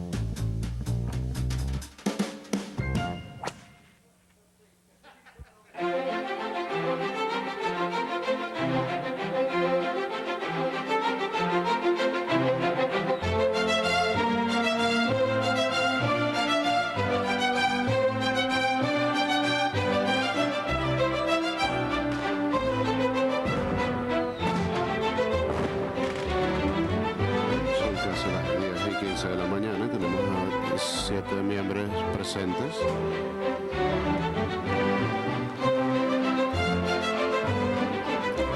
Necesitamos 10 miembros para un quórum. El señor Cárdenas, quórum, el señor Hand, el señor Perry, el señor Reyes y el Mr.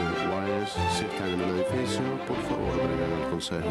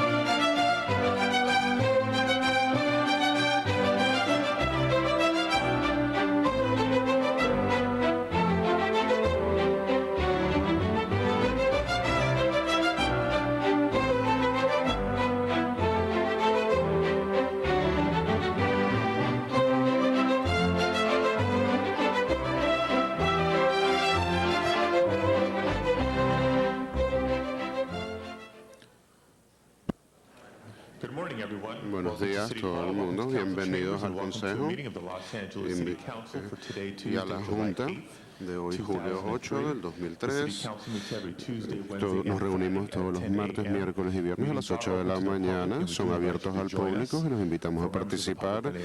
Para los miembros, también nos pueden ver en vivo en el canal 36 o en la página web o por el teléfono. Cardenas, Garcetti, Gruel, Han, Labange, Ludlow, Misikowski, Parks, Perry, Reyes, Smith, Villaraigosa, Weinstein, Padilla, 11 members present, a quorum, Mr. President. 11 miembros presentes. Estamos en sesión. Antes de comenzar por los asuntos, hoy es el martes, la primera cita de la semana. Tenemos el saludo a la bandera. Si el concejal Ludlow nos puede guiar, por favor. Por favor, levántense. I pledge allegiance to the flag of the United States of America and to the republic for which it stands, one nation, under God, indivisible, with liberty and justice for all.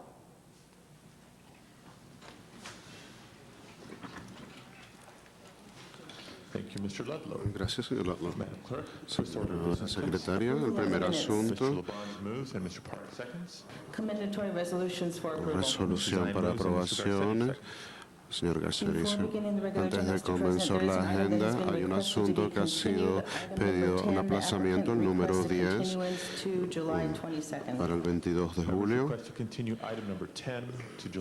Se aplazará el asunto número 10 a 2 semanas de hoy, el 10 de julio. ¿Hay alguna protesta? No se ve ninguno. Queda aplazado el asunto 10. En la agenda para audiencia, ordenanza, asesoría del Distrito de la Luz 1, 2 y 3. No tengo solicitud del público para hablar sobre la audiencia pública que abierta y cerrada. ¿Alguien quiere llamar a uno de estos asuntos especiales? No veo ninguno. Secretaria, cuente los votos. 10 ayes. Todos esos asuntos son aprobados. El próximo asunto, el 5 y 6, son audiencias públicas. El número 4 ahora ante nuestro, y no tengo nadie del público para hablar en este número 4. Así la audiencia pública abierta, y lo vamos a aplazar hasta el 29 de julio. Y ese es 4, 5 y 6. Por igual. El número 7 también es una audiencia pública, Little Tokyo Merchants, el mejoramiento de la misma, y es un asunto de audiencia pública. Vamos a llamarlo especial. Tenemos tarjetas en el 8 y también lo llamaremos especial. El número 9 también es una audiencia pública y mejoría de San Pedro Business Improvement. El número 9 ahora ante nuestro. Y no tengo solicitud del público para hablar sobre hecho. Lo consideraremos abierta la audiencia pública y lo llamaremos especial.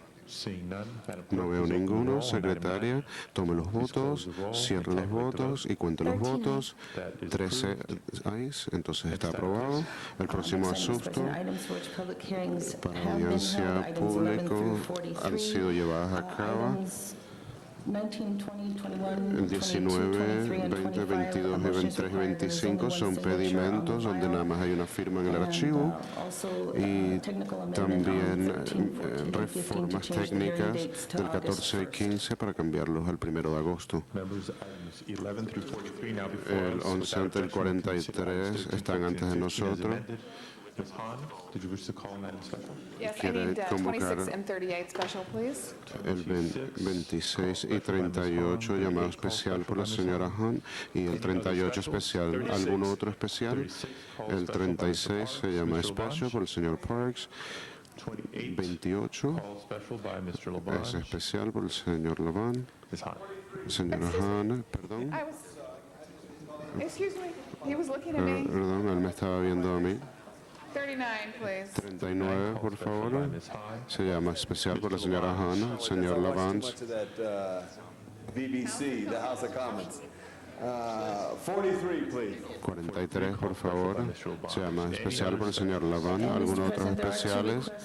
Y hay dos solicitudes para grupos para aplazamiento. El número 16 para el 22 de julio.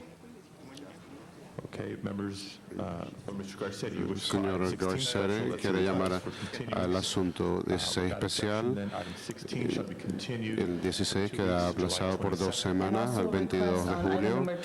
Y en el 27, el abogado de la ciudad aplazar ese asunto hasta el 26 de julio. City attorney to continue item number 27. Is there any objection? ¿Hay alguna protesta? Seeing none, No item veo ninguna 27 is continued protesta. as well. El 27 queda aplazado por igual. ¿Alguno otro asunto especial? Del 11 al 43, todos han tenido audiencias públicas. Public hearings. And also on number 18, there's a request from the CAO to receive and file that matter. Okay, without objection, we'll Sin consider ninguna item 18 as protesta, a el motion to receive and 18, file. un pedimento para recibir un archivo. 19, 20, 21, and 25. Any other specials? Seeing ¿Algún none, otro Madam Clerk, especial? please No open the veo roll and balance ninguno. of the items. Abren los votos, cierran los votos, cuenten los votos. 13 ayes. Entonces quedan aprobados. Next items, please. El Next próximo item, Mr. President, artículo items for which public hearings have not been held, son items 44 asuntos donde no han through habido 107. audiencias públicas. Del 44 al 107 están ante nuestros. No tengo solicitud del público para hablar con el Consejo.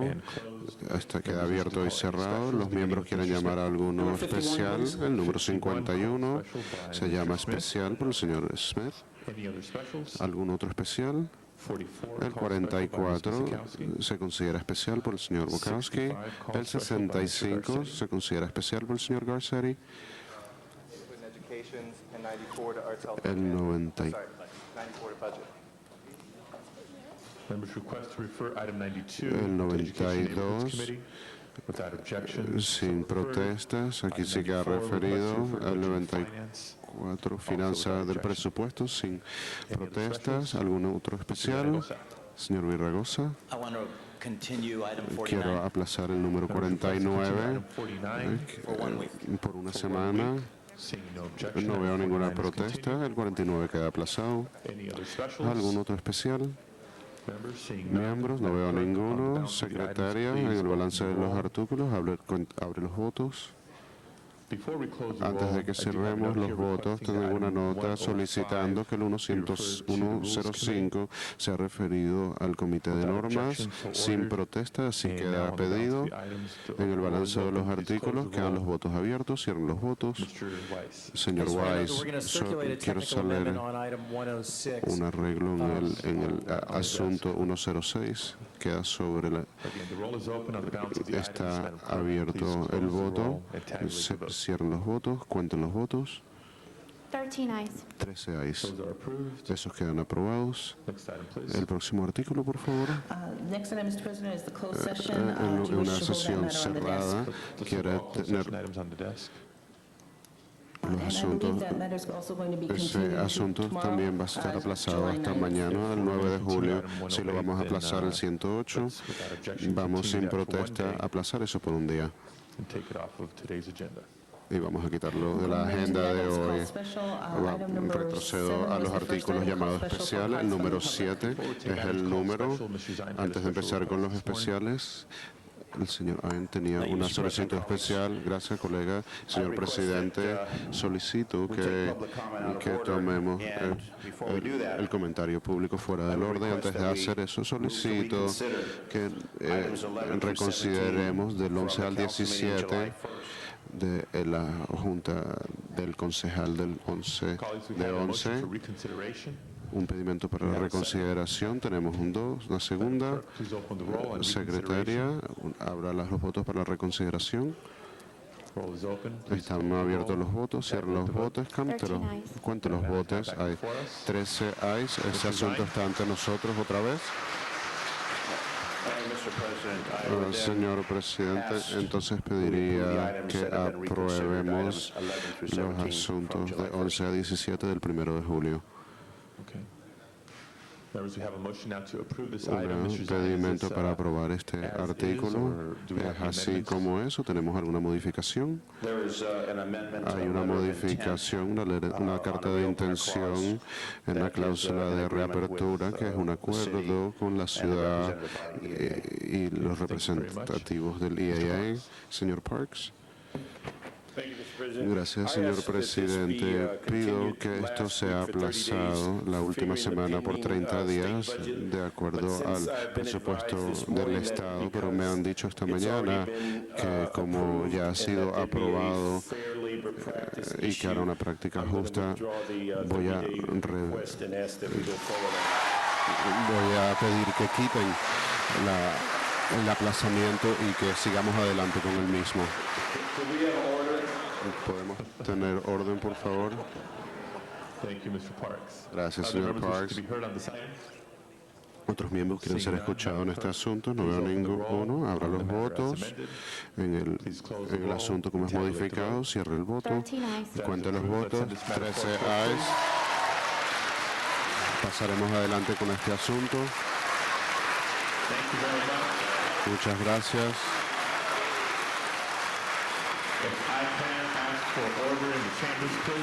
Orden en el despacho, por favor. Señor Sain, ¿quiere ser reconocido? Si la audiencia, por favor, puede mantenerse profesional como siempre lo soy. Pido que hagamos esto inmediatamente, por favor, señor presidente. Señor presidente, colegas, quiero introducir a unos invitados que están aquí. Quiero que todo el mundo aquí tenga la oportunidad de conocer, y los que son nuevos al Consejo, de conocer a Amanda Sussman, que es la directora en Los Ángeles del Anti-Defamation League, al igual que a la directora asociador, y cubre mucho del área de los área.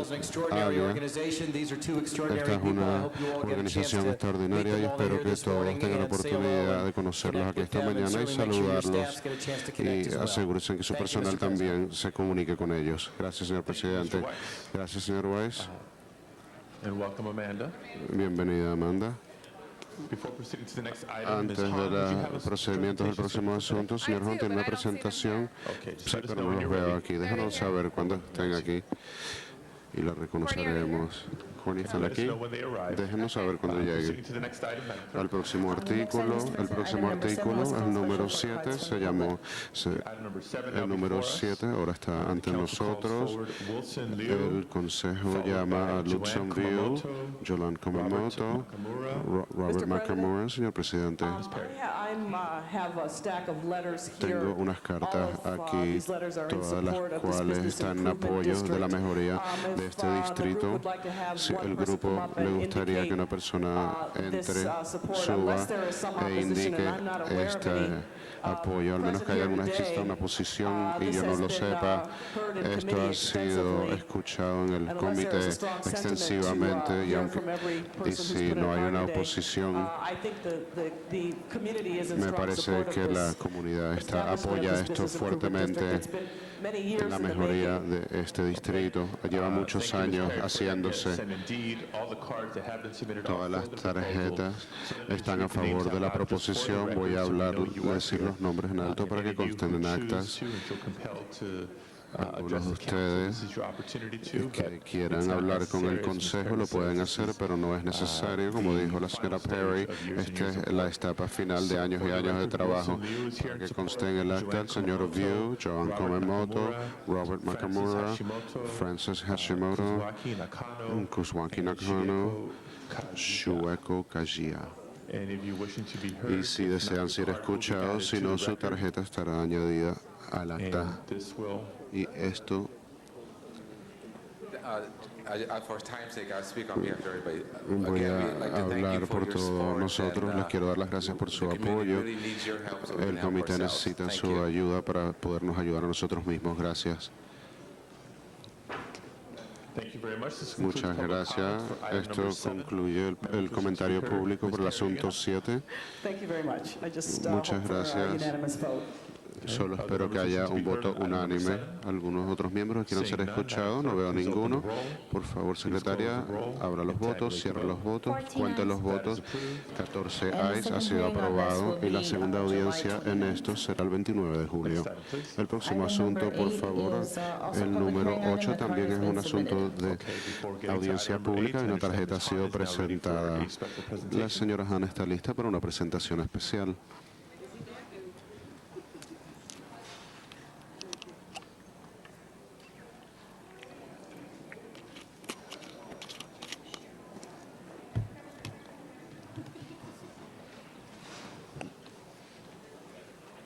Konnichiwa. Konnichiwa. Thank you. Good Gracias. morning, Mr. Buenos President, días, señor colleagues. presidente, colegas. I'm here today Estoy because aquí I wanted hoy to take porque this quería tomar esta opportunity, oportunidad to honor para honorar and to say y goodbye para decirle adiós to the Consul General from al Japan, general, Mr. el Masaharu concejal Kono, general who is accompanied de today Japón, el cual está acompañado Consul hoy por el Yuko concejal Kaifu, who is Yuko a consul Kaifu, on el cual es un political and community concejal affairs. de asuntos And, políticos y comunitarios. This Consul Y General has been este serving general in Los concejal Angeles ha since estado May of cumpliendo en Los 2001, Ángeles and sadly he desde is mayo now del leaving. I know. 2001 y tristemente se está yendo. Hay un evento de despedida mañana en la noche, pero yo no voy a poder atender, así que quería tomar esta oportunidad para traerlo aquí a la sala del Consejo para dar las gracias y oficialmente darle la despedida. Solo quiero tomar un poco de tiempo. A veces no llegamos a conocer a todos nuestros concejales generales, a veces nos invitan a sus casas o a reuniones, pero este es un hombre muy distinguido y quiero tomarme un momento solo para decirles sobre su currículum, tanto en Japón como en los Estados Unidos.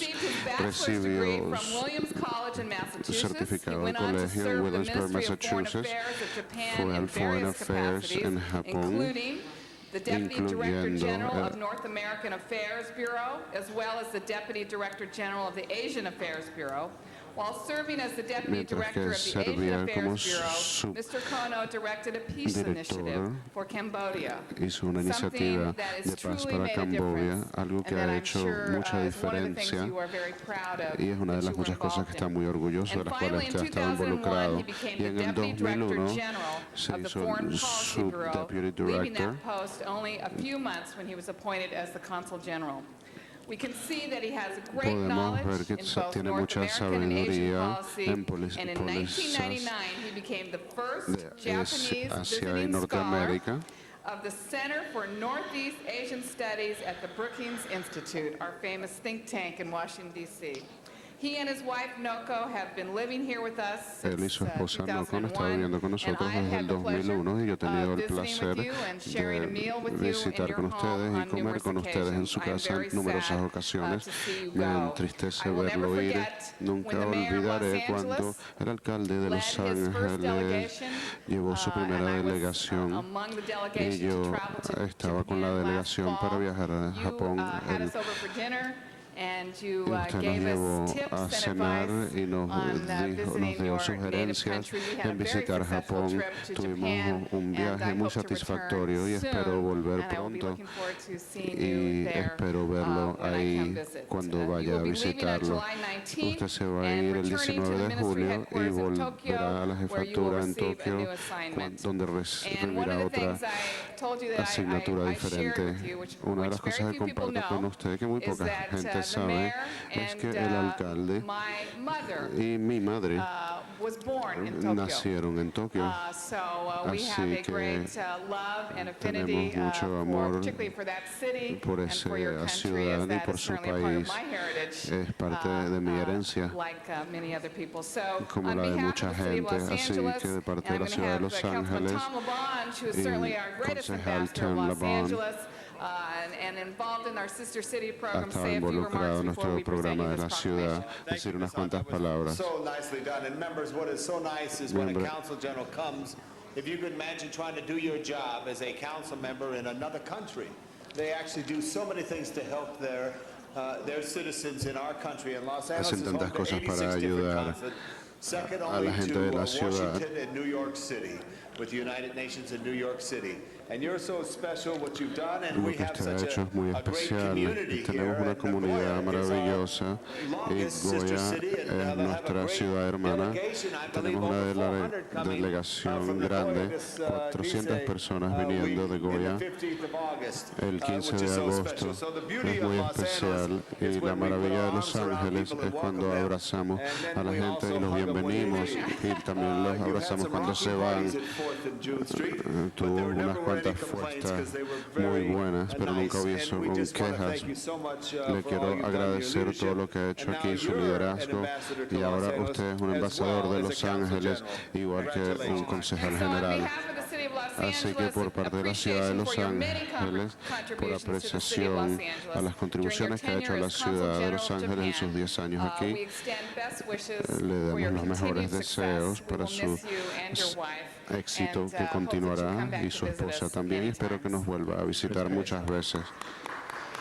don't you say a few words? Thank you very much, Mr. President. Muchas gracias, Council presidente. General, I want to say, as one Concejal who is general, fortunate le enough quiero to decir, como uno have que ha Little tenido la Tokyo in the Ninth oportunidad, Council District, como that it's been a alguien, pleasure ha getting to sido know un you. It has been placer a pleasure to conocerlo work with y ha sido un you placer and trabajar to con enjoy usted your y presence as a real de hands-on council disfrutar general. su presencia make como un concejal more general. community events than I Usted do, hace which más is just eventos de los que yo hago y You're eso always there, es you're always maravilloso. involved and Siempre está engaged, ahí, and, siempre está involucrado your y personality vinculado. is Su charismatic personalidad es as is your carismática wife. And y igual you both que have been la a de su real esposa, asset los to dos our han community. sido una And I can ganancia say para on a la very personal comunidad basis, y I puedo decir truly unas will bases miss you and hope to see you personales que lo voy a extrañar y soon, espero verlo possibly nuevamente pronto, in your hometown. posiblemente And, en su and you did país de promise to take me nacimiento. on a tour for the Y snow usted me monkeys. dijo que me iba So, a hacer un tour de los maybe Snow you'll get to Monkeys. be reassigned here again. A lo mejor lo It's been a real asignarán de pleasure. vuelta Thank you. aquí. Ha sido un gran placer, señor Parks.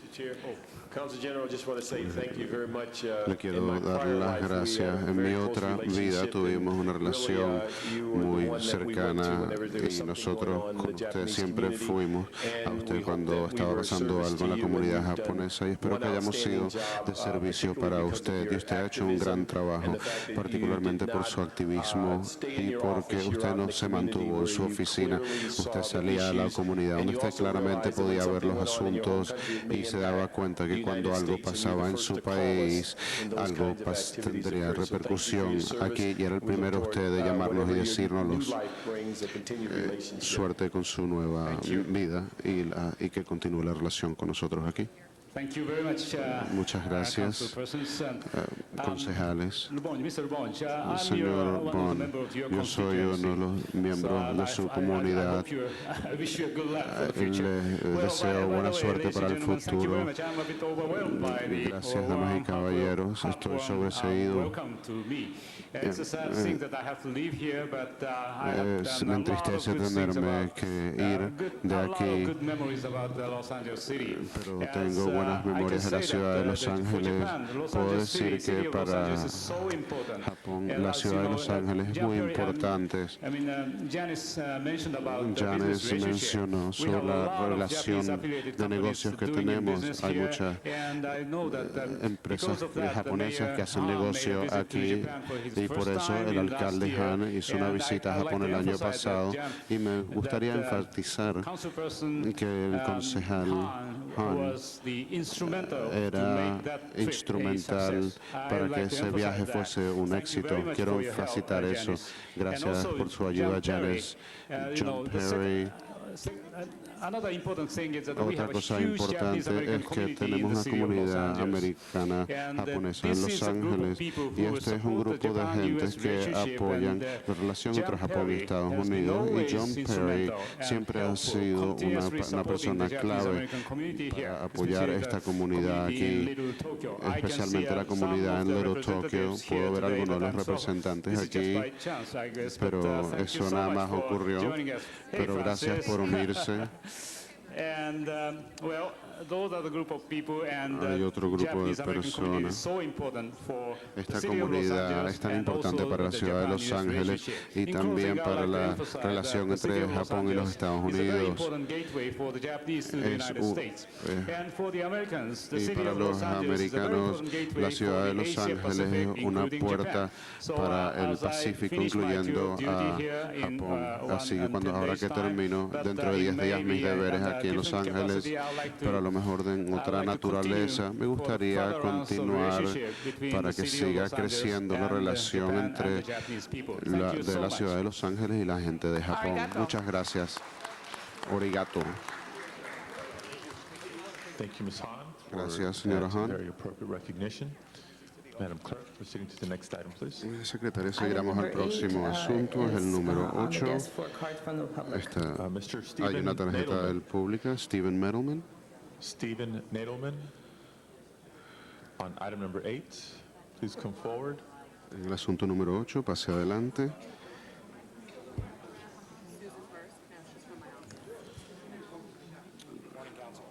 Into the microphone, please. Pase al micrófono, por favor. Buenos días, I'm here representing United concejales. Reynolds. Represento a United Reynolds At 11371 West Pico in West Los Angeles. en el oeste de Los Ángeles. Estoy con Robert Baker.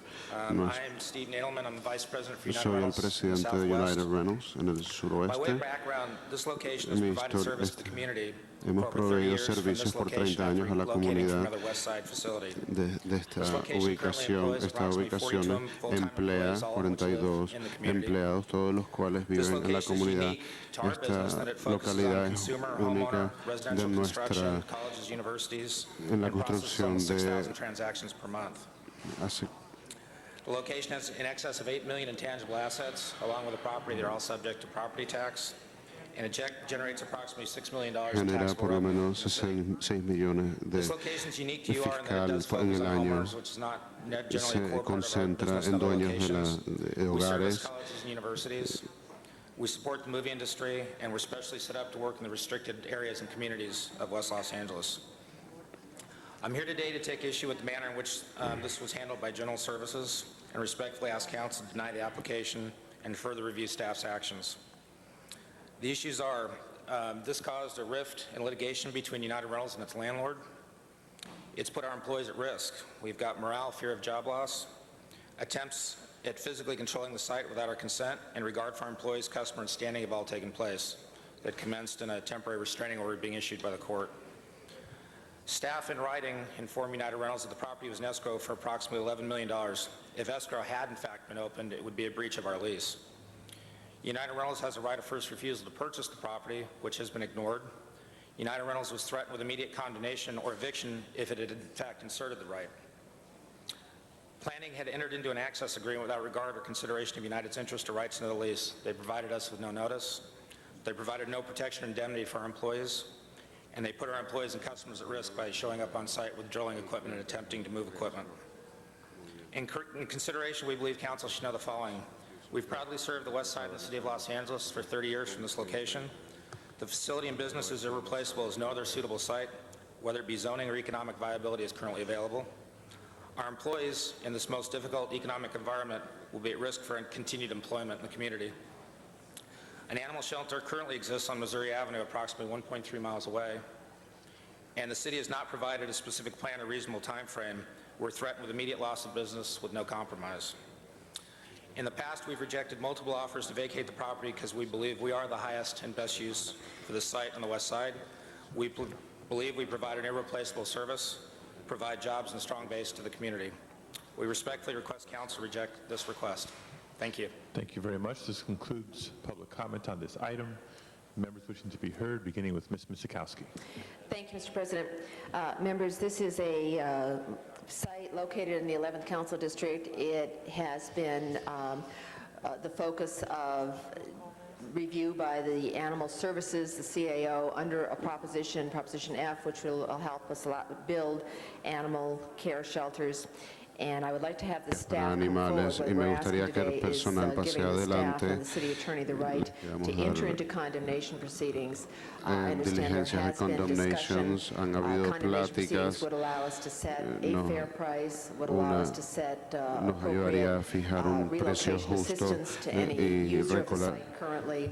And that is the best, and I think the most Esto efficient way es to lo proceed at mejor, this la manera point. más eficiente de ask the seguir staff adelante en if they have este anything they would like momento. to add. Me gustaría preguntarle al personal si tienen algo que añadir. Gracias, concejal Scott Dupree, del programa de animales.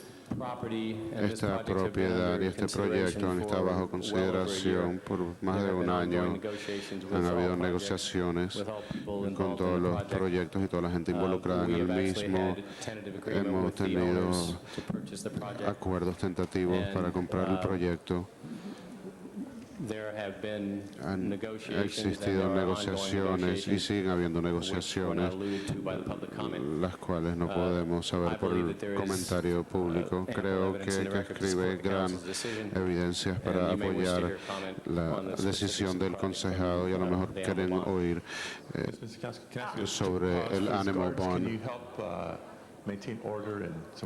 Pueden ayudar a mantener orden. I think that it's fair to say Pienso that que this es gives justo the decir que best legal esto standing for all da the rights of legal those who are standing para concerned todos in los this property, derechos, both the todos los que owner and están. the tenant. And by proceeding in this way, Y it gives the city in the process that seguir is de set esta forth manera with the guarantees, ayuda as I say, a relocation la assistance ciudad con la and garantía de la appropriate ayuda, equity issues, la ayuda the para best way to relocalizar. apportion and determine that. And so I ask that we Así proceed que and pido que approve the sigamos recommendation. adelante y aprobemos la recomendación. ¿Algún otro miembro quiere ser escuchado en este asunto? No veo ninguno. Secretaria, abre y cierra los votos, cuente los votos. 14 ayes, queda aprobado. El número 8.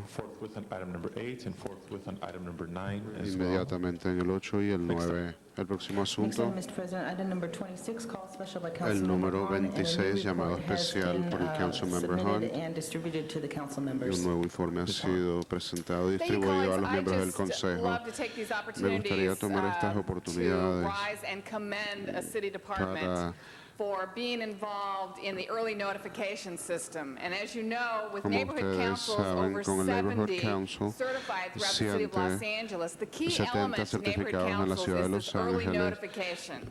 La How do clave we es la notificación temprana. notify ¿Cómo neighborhoods notificamos a los early vecindarios so that they're able para que to sean weigh in on the capaces decisions de that not only we darle make importancia down no here nada más at a City las Hall, but our decisiones que boards and hacemos our en el commissions are Consejo, making out pero there? que nuestros concejales están We ask haciendo all of our allá departments afuera. to be involved Le in the early pedimos a todos los notification system. We want departamentos que them estén involucrados somehow en este to be sistema linked de up, notificación with the temprana. city's Queremos estar webpage, with their own conectados webpage, con la but página web de particularly la with ciudad, neighborhood pero councils. particularmente And the Bureau con of el Consejo de los Sanitation Vecindarios. has really been ahead El of the Bureau of game in Sanitation ha terms of estado early adelante notification. And you would de think, well, esto what is y the Bureau of hacen Sanitation, how notificación are they temprana. involved ¿Cómo in están early ellos notification involucrados en as esta it notificación temprana? refers to neighborhood councils and decisions that we make? But what they've done, Lo que and I ellos just han printed hecho out y acabo de their imprimir website. su And what página they do web. is they have a Lo que link ellos on their hacen, website tienen to un early link en su página notification, web and para neighborhoods all over the notificación city, temprana y los neighborhood vecindarios councils, en toda la community ciudad groups can log on to eso their website pueden and find out the entrar en projects esta página web that y enterarse sanitation de is los doing in a proyectos neighborhood. que la sanidad And, está haciendo en they los have a project, vecindarios. for instance, in Ellos in tienen un Council proyecto, District por 2, ejemplo, en el distrito número it's 2, the East Valley Solid Resources East Valley Complex, Solid and they Resource describe Complex, the y project, they describen el describe the programa, location, la ubicación the del purpose of the mismo, el project, the propósito benefits, del how much it's proyecto, gonna los cost, beneficios, cuánto va a the costar, status, where it is el in terms of its estatus, timeline, dónde se and encuentra then en they have cuanto a sort su of a plazo question de and answer. tiempo y después tienen Often preguntas y asked, respuestas, questions preguntas about más preguntadas sanitation sobre projects. el proyecto And de this is sanidad. what I Y think esto is es lo taking que yo this city pienso que le está so tomando, far, ha llevado a esta ciudad into the tan future future in consejos terms hacia el of futuro communicating with our en neighborhoods, cuanto a comunicarnos telling con them the otros kinds of vecindarios, projects, decirle el telling them tipo de possible proyectos, disruptions that will las take place in their disrupciones que se neighborhood, llevarán a telling them cabo the en sus cost of projects vecindarios, el costo early de los enough proyectos so if there are concerns, suficientemente if there are temprano por problems, si acaso hay neighborhood councils and neighborhoods preguntas all over o the city preocupaciones, can bring to us their la gente concerns. nos So pueda this could have hablar gone sobre sus through on consent. preocupaciones. It really is just sort of a receive and file. It came to our committee, but I Esto thought it acaba de was llevar a worth nuestro mentioning comité, pero here simplemente me at pareció City que Council. I valía thought la it was pena worth mentioning on comentarlo aquí Channel en el 35. concejal, en el The canal people know that city 35, departments dejarles really saber a are la getting out gente of the que los old way departamentos de la of ciudad doing business están and just sort entrando of en una letting manera nueva neighborhoods de guess trabajar. what projects are happening in their communities. But I wanted to commend the Bureau of Sanitation, and I wanted to Me encourage gustaría, all other city departments to be involved in the early decirle a otros notification system for departamentos que se neighborhood councils involucren all over en the city. este Let's programa tell de people what we're notificación doing. anterior Let's educate temprana. Vamos a decirle a la gente lo que estamos haciendo, educar a los vecindarios de lo que el Consejo está haciendo diariamente por ustedes. Por eso quería tomarme esta oportunidad para llamar a esto a la atención de ustedes. ¿Algún otro miembro quiere ser escuchado? No veo ninguno. Secretaria, tenemos el nuevo informe que ha sido dado. Cuente los votos. 14 ayes, ha sido aprobado.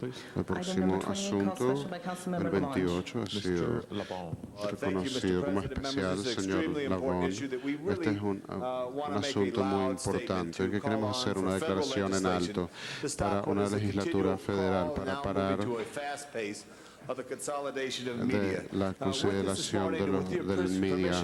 Con su permiso, señor presidente, bajo mis 3 minutos, yo sé que ya han tenido una audiencia pública, pero me gustaría llamar a John Crowley, solo por un momento, que nos cuente rápidamente sobre este asunto de la John, on my time. Thank you, Tom. Thank you, Mr. President, ladies and gentlemen of the council. One of the geniuses of the American government Una is de las the cosas maravillosas del gobierno de los Estados Unidos es de que las líneas aéreas son de la gente. Broadcasters are required to Los medios de provide public service comunicaciones diversity and balance dan in the news and artistry.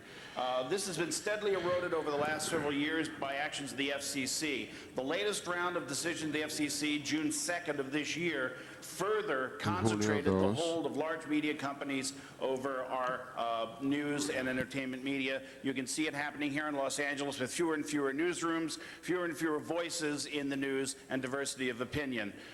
The Senate is acting in the United States Senate to repeal this action by the FCC, and the report of the committee on Mr. Labange's motion is to support the U.S. Senate and then in the House the bill to turn back this latest round of FCC decisions, and I hope that you will support it. I represent 30,000 broadcasters, actors, and musical artists in Los Angeles and AFTRA, and I'm a member of the Hollywood Hills West Neighborhood Council Board. Thank you very much. Thank you, John, very much for that. Gracias, And just to John. continue here, Y solo para Councilman continuar Parks, thank aquí, you for hearing this in your committee gracias and por escuchar esto the en su strong comité. recommendation. Members, we look at now, Miembros, Channel 2 is 9, Channel miramos 11 el is canal 13. All of a 2 sudden, es 9, they el all 13 es become one. 11, Channel 5 de repente son and the todos Chicago unos. Tribune. It just continually erodes what is so important to the local. Corroe lo que es And when tan John spoke importante a about lo the public local. service Y cuando announcements, John habló I sobre remember, los servicios locales, early on in television, me so many acuerdo issues temprano en la were televisión, given out to tantos the public through asuntos public service se le announcements daban that were al required by the público. FCC that you don't see anymore.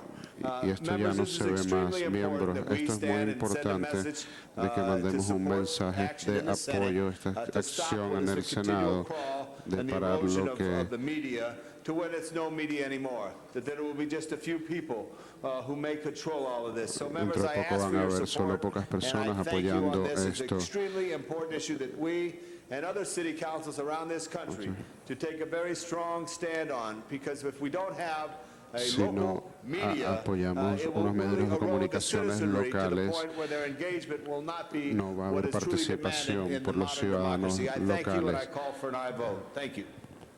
Pido que se apruebe esto. Thank you, Mr. Labange. Are there members wishing to be heard on this item? Gracias, señor Lavana. ¿Hay algún otro miembro que quiera ser escuchado? No veo ninguno. Abran los votos, cierren los votos. Cuente los votos. 14 ayes. Queda aprobado. forthwith on item 28. Inmediatamente Next item, en el please. artículo 28, por Item number favor. 36, called special by Councilmember El Parks. 26 ha sido llamado especial por el Thank you, Mr. concejal Chair. Parks. Gracias, We held this over from a presidente. previous meeting, and I'd asked Lo staff to habíamos come up aplazado and de otra brief junta. the council. Primarily, we held it up because new council members are coming in and it'll be their Lo first aplazamos porque había nuevos concejales briefing as relates entrando to the y le vamos LAPD's a dar un recuento current status on the consent decree. del acuerdo actual. Jerry Chaliff, Los Angeles Police Department. The El consent Departamento decree de was Policía, el entered decree into by the court on June aceptado the 15th of fue 2001 registrado por el with a juez minimum five-year term. con un The término city mínimo de has to be 5 in años. La substantial ciudad compliance for tiene 2 que years estar prior to June 15th of 2006 to be relieved from the consent decree. That gives us until June the 15th of Tenemos hasta el 2004, 15 de or junio 342 days from now, to del obtain 2004 para substantial compliance obtener with the decree so that we can cumplimiento suficiente be relieved from its para obligations. que nos In order den to de have altas de nuestras substantial obligaciones, para que tener cumplimiento Substantial compliance is suficiente. defined as Esto se performance of the define material terms of the agreement and shall be determined by reference to the overall objectives of the consent decree.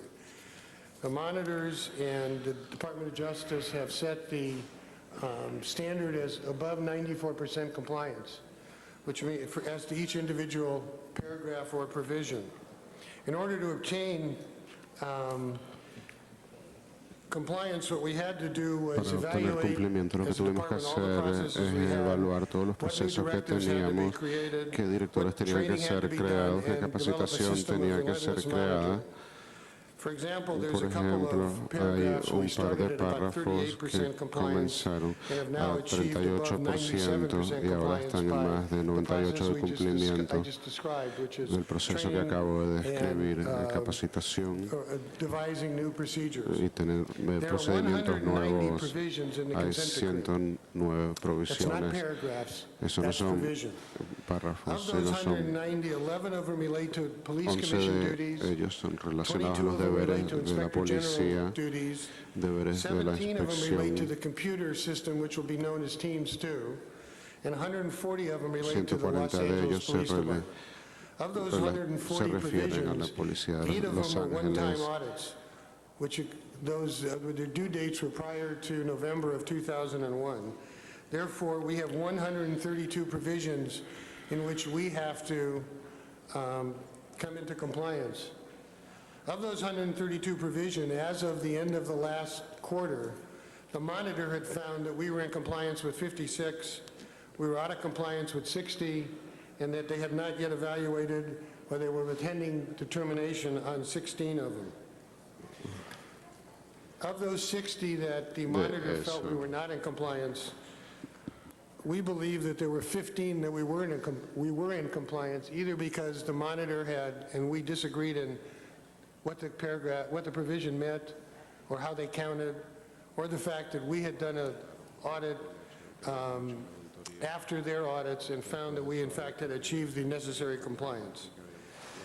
The main items that we have remaining to achieve compliance on relate to the provisions relating to gang units, now called, will soon be called the gang enforcement details, provisions relating to audits, and provisions relating to training. In relation to these three items, that's 29 provisions. A estos artículos. In relation to the gang En provisions, we have relación just a los issued new pandilleros, directives relating to the tenemos nuevos selection and retention directores of en officers cuanto into a the la gang enforcement details. a los A new order gente relating que to how the gang units will be set up is pending.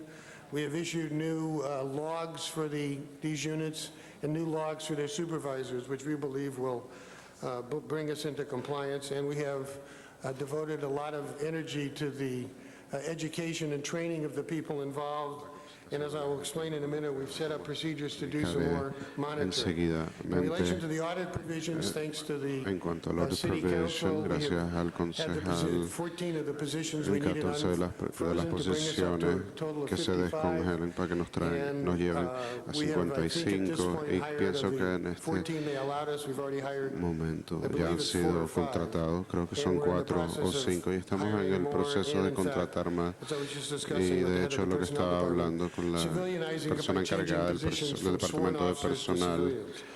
In relation to the training provisions, en we have cuanto a las resoluciones de capacitación. Estaba hablando con el provision to monitor do training to ensure that we are in compliance by June 15th of 2004, and then integrate the después training into the integrar la process for the rest of capacitación the year. en el proceso para el resto We del have año. set up to ensure that we achieve compliance, a unit, which I call an inspection unit, which is going to go out and do real-time auditing, provide us with instant feedback and the ability to make corrections immediately. Those are being trained and will start next week.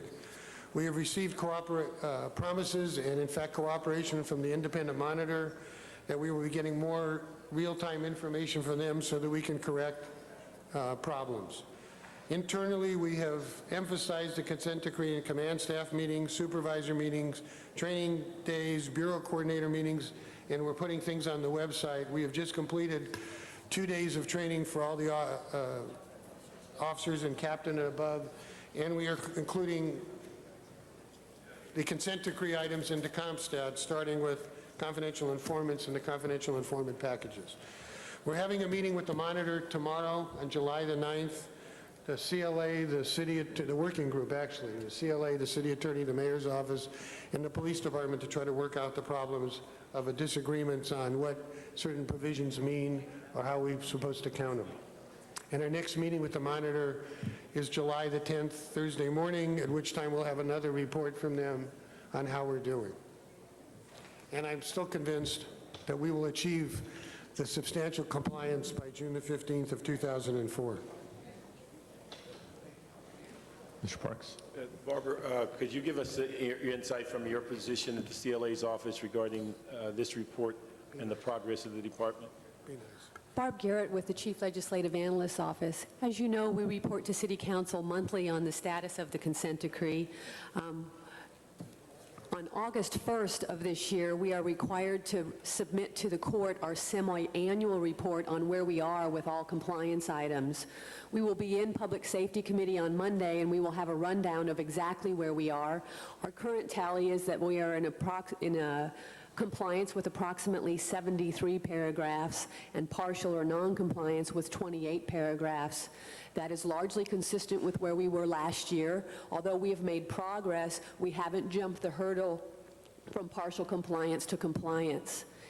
The monitor will release their next quarterly report on August 15th, and it is anticipated that the court will ask for a status conference where the parties will be asked to attend the court and discuss where we are on the consent decree sometime in September.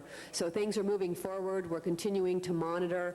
We're making progress, and we'll continue to report on how we look on a monthly basis. I have a couple of questions. Last time, I believe we had a report. It was discussion about personnel complaints. We had I think you call it an anomaly. And so I was wondering if that had been corrected, and had we gone back to identify those that were the anomaly and got those back in the system? The problem that we discovered was that because of the... Do you hold my time? Excuse me? I'm sorry. I was holding my time. Oh, that's... Excuse me. The problem that we discovered was that the police commission had approved a change in the complaint procedure allowing for a alternate dispute resolution process to be provided. We believe that some officers either use that as an opportunity to not comply with the requirement to accept every complaint, or they misunderstood what the process was. We then instituted a number of sting audits, which identified certain places where that happened. The chief then did a Code 20, and it was a discussion at many roll calls and meetings. We believe that the situation has improved. I can't guarantee that the problem's been solved totally, but everybody knows that the department policy is we accept every complaint, and we accept every complaint as it's offered, whether it's somebody who walks into a station, calls on the telephone, or does it out in the field. Additionally, we added to that a foreign language audit and a audit of the people who are hearing impaired to determine if we were complying with that. Found there was a problem with one of the TDD machines, and found that with foreign language, some people didn't know the procedures, so we instituted another Code 20 and some other procedures, some other information to explain to them how to do that. Okay. At that time, I think we had about a 40% drop in complaints. Do we have a sense of where we are now? Unfortunately, I wasn't prepared for that. I'll get you that information. It was 37% drop in complaints. Okay. And I think the complaints have started to go up again, and I will try to get you that information within the next day or two. Okay. The other issue I was concerned with is that El otro on the asunto issue con of el data cual que collection, estaba have we somewhat preocupado resolved that es la issue of the electronics and the colección machine de and the data publishing? por medio de las máquinas sobre la publicación, comenzando el 1 de julio, comenzaron a usar la forma más nueva, así que ahora estamos usando la forma revisada con Descent Categories. Automated devices, the handheld devices for input of data, that contract has been finalized and is underway. El contrato ha sido We currently finalizado. anticipate that we will have the first handheld devices Anticipamos que beginning to roll tendremos out at los the end of handheld this year. devices al final de este año. Y el otro asunto, pienso que hablamos un poco la última vez, y la reorganización del departamento, particularmente con estupefacientes, orden de registro, si estaban manteniéndose en cumplimiento con todas esas normas y reglamentos, o esta reorganización nos está llevando en otra dirección. No, creemos que sí está en cumplimiento con el Consent Decree. Uno de los puntos que estamos teniendo es documentando la gente de enforcement para pandilleros, ver sus obligaciones, y como informamos, hemos creado una orden nueva, estamos haciendo capacitación intensa. Hay otra junta donde estoy yendo ahora para capacitación para los lieutenants nuevos, entiendan cuáles son sus responsabilidades exactamente, y le hemos dado mucho tiempo. Assistant CEO, the Deputy Chief Hillman, has taken charge of that. Okay. And my final question Y is mi that pregunta on paragraph final 70B, es, en el there appears to be a little párrafo dispute between the city and the 70B department, hay and I'd una just like to get a diferencia sense entre of la what ciudad y that el dispute departamento, is. y quiero saber cuál I es can esa go back in my diferencia recall and para que figure out where we were pueda at the time. recordar a ver dónde estábamos en ese momento. Si había una discusión en ese momento, ya no lo hay más. Okay, so the city and the department are Entonces, la ciudad y el like mine, and what departamento position has the piensan city and igual. department adopted? ¿Y en qué posición han adoptado? La posición de la ciudad es que el 70B requiere que cuando una persona se le imputa con resistir el arresto o agresión a un policía, que el Watch Commander o supervisor tiene que revisar el informe para ver si hay un asunto de tácticas o procedimientos. En nuestra posición, el término imputación significa fichar. La posición del monitor, si hay algún elemento, una revisión tiene que llevarse a cabo. Gracias a la oficina.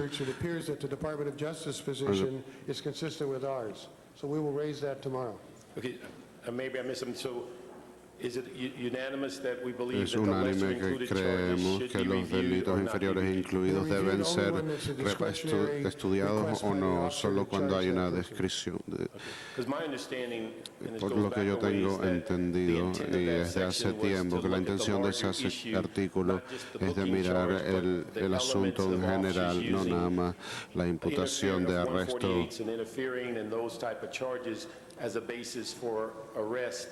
And so the elements were as important as the final charge. That's true. The issue became apparent when if you arrest somebody for murder. Cuando uno arresta a alguien por asesinato, este tipo de estudio es irrelevante, pero si uno arresta a alguien por un 148 o conducir bajo los efectos y después se le añaden los 148 o 143, entonces se convierte en un asunto. Esto es consistente con nuestra posición. in your example, if you En use su that as a ejemplo, si basis for ustedes arrest, and usan it eso, becomes a murder, unas bases para and it's an arresto y se illegal convierte arrest, then you en un asesinato, pero es un arresto ilegal, entonces ustedes jeopardize el asunto mayor, porque eso fue lo que ocurrió en Rampart. or the circumstances for basis of what they thought was a more important arrest, and often the factual Muy base a of menudo the las initial bases reales was false. era falsa. Entiendo Entiendo lo que me está diciendo y pienso que nuestra definición cubre eso. No tendré una mejor respuesta mañana, pero entiendo el asunto, el cual era la intención de la misma. Estábamos todos ahí, tratamos de pararlo con el pretexto del uso de fuerza. Gracias, señor Parks. Gracias, señor presidente, y le quiero hacer gracias por aplazar esto en un día donde podíamos tomar más tiempo. Miembros, le he copiado y les he distribuido a ustedes lo que el señor Chávez presentó, y de lo que le estaba leyendo es un estudio rápido en cuanto a resoluciones y cumplimientos, y esto ocurrió como consecuencia de algunos asuntos que fueron presentados al Consejo hace como un mes, y un informe del CLA, a lo mejor sacado del Independent Monitors Report, que surgía sí, and the department's statement that we didn't have anything to worry about because we were in compliance. y que sí estábamos en cumplimiento, y había esas dos declaraciones eran inconsistentes. Tuvimos una junta de la Seguridad Pública, y en esa junta hicimos el Departamento de Policía y nuestro analista, por medio del señor O'Carroll, ir punto a punto con esos puntos litigiosos. Y puedo decir que parte del desacuerdo era aquellos que miran la situación si está el vaso más lleno o más vacío, pero de hecho lo que ocurrió es que llegamos a los puntos fuertes de aprender de donde hay puntos importantes, donde hay preocupaciones sobre nuestros cumplimientos, y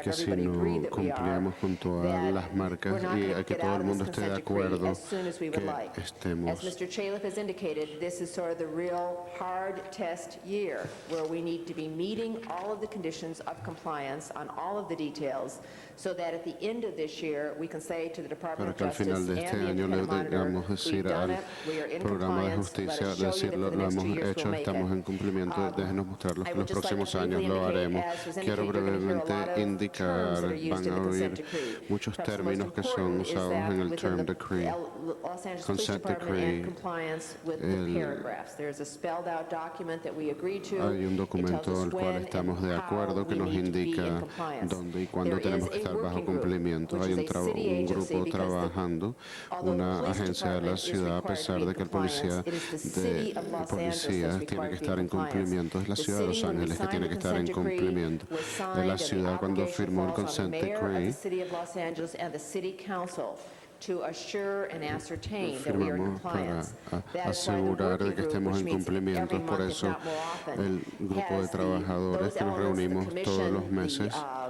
council offices. So if you're interested in the details of Si it, you can están go to the interesados working en group los and see the detalles, pueden ir al interaction. working See group y our ver working group, see our working las group acciones interact entre with the independent nosotros. monitor.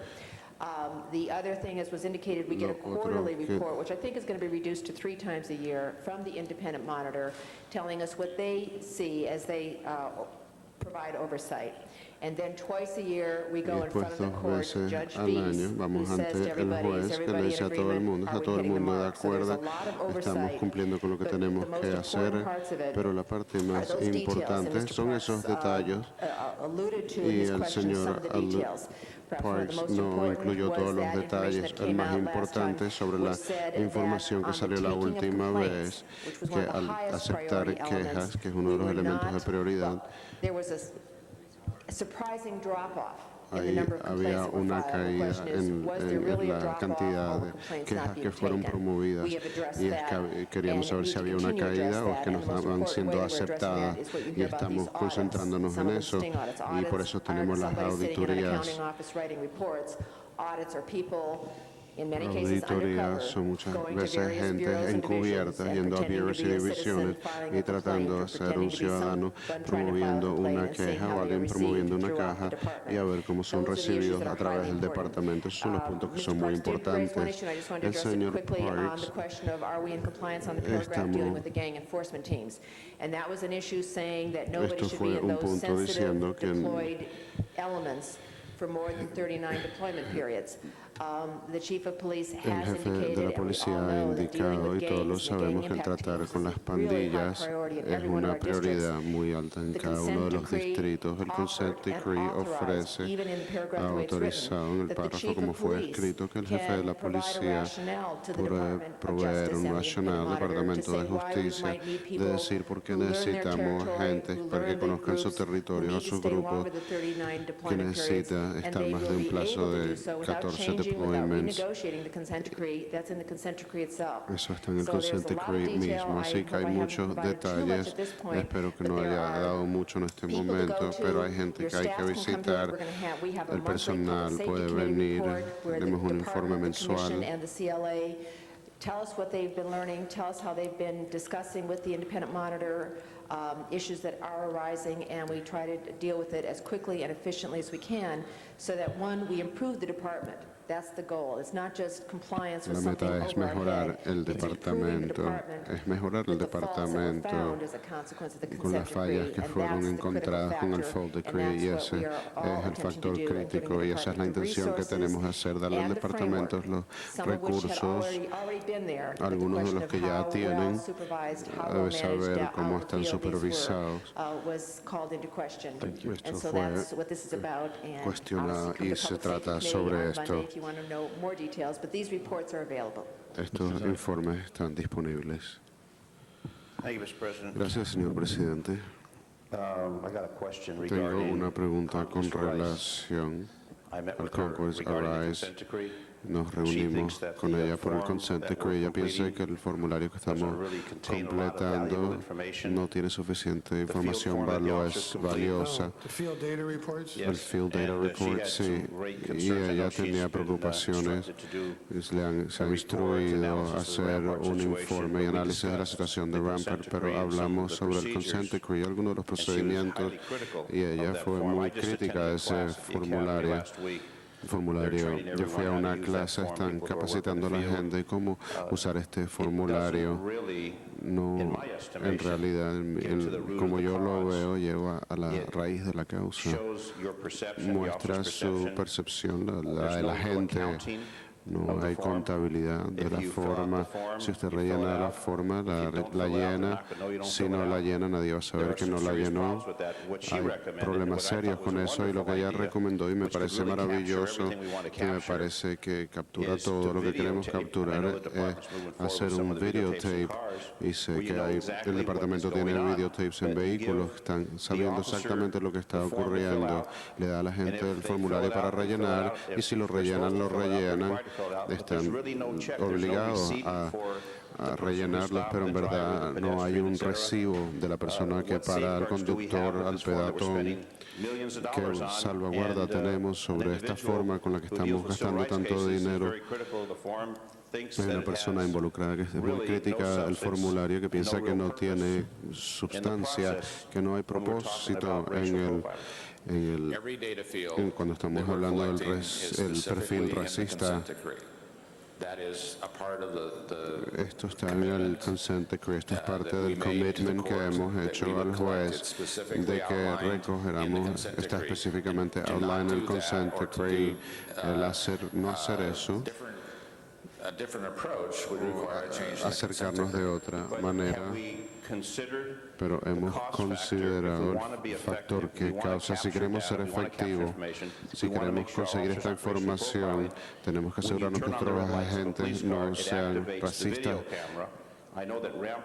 Yo sé que Rampart ahora tiene patrullas que tienen videocámaras. ¿No sería más lógico de grabar todo, no tener la posibilidad de que no tengamos todo, porque tiene que ser mucho la percepción de la gente? Una gente puede pensar que es un negro, un hombre de color negro o latinoamericano, y esto es solo una percepción, o sea que puede ser definida diferente por varias personas de diferentes maneras. Lo que queremos es información importante. Ella dijo que ella apoyaba el modificar, no sé si podemos hacer eso para conseguir algo suficiente sustancia para estudiar. Tenemos que tener auditores para poder revisar esto y podemos tener gente que estudie esto y diga si están haciendo perfil racista o no lo están haciendo. La respuesta es no. Lo podemos ver. Primero que todo, no va a ser menos costoso. 50 millones al año es bastante costoso. El hacer los videos no reemplazaría los Teamsters.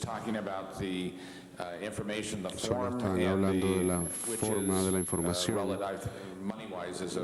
En cuanto a dinero es bastante insignificante. But the pods are also going to be used for traffic citations and for field interview cards. At a later time. Very quickly.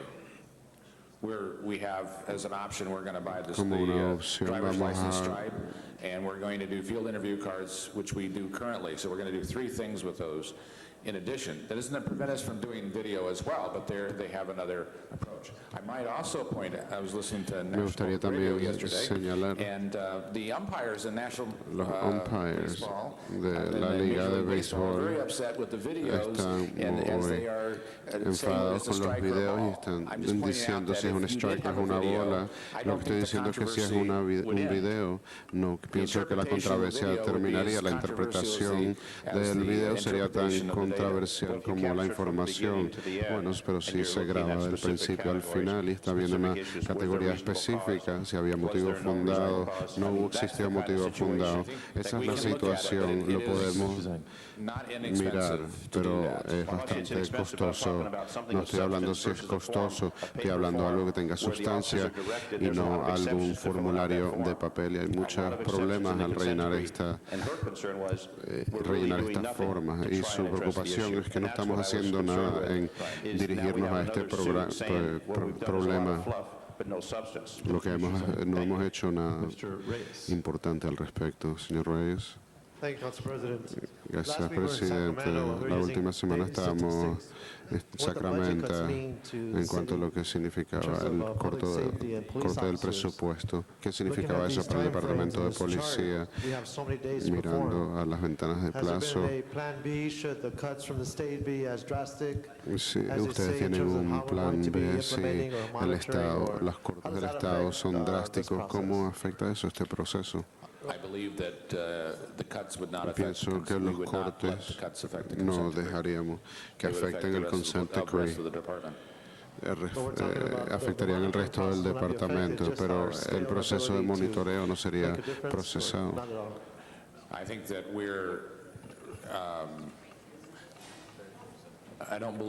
No creo que los cortos del presupuesto, como los implementamos, son los problemas de presupuesto que estamos encarando. No creo que usaremos cortar las cosas como la auditoría o Internal Affairs o el Teams 2.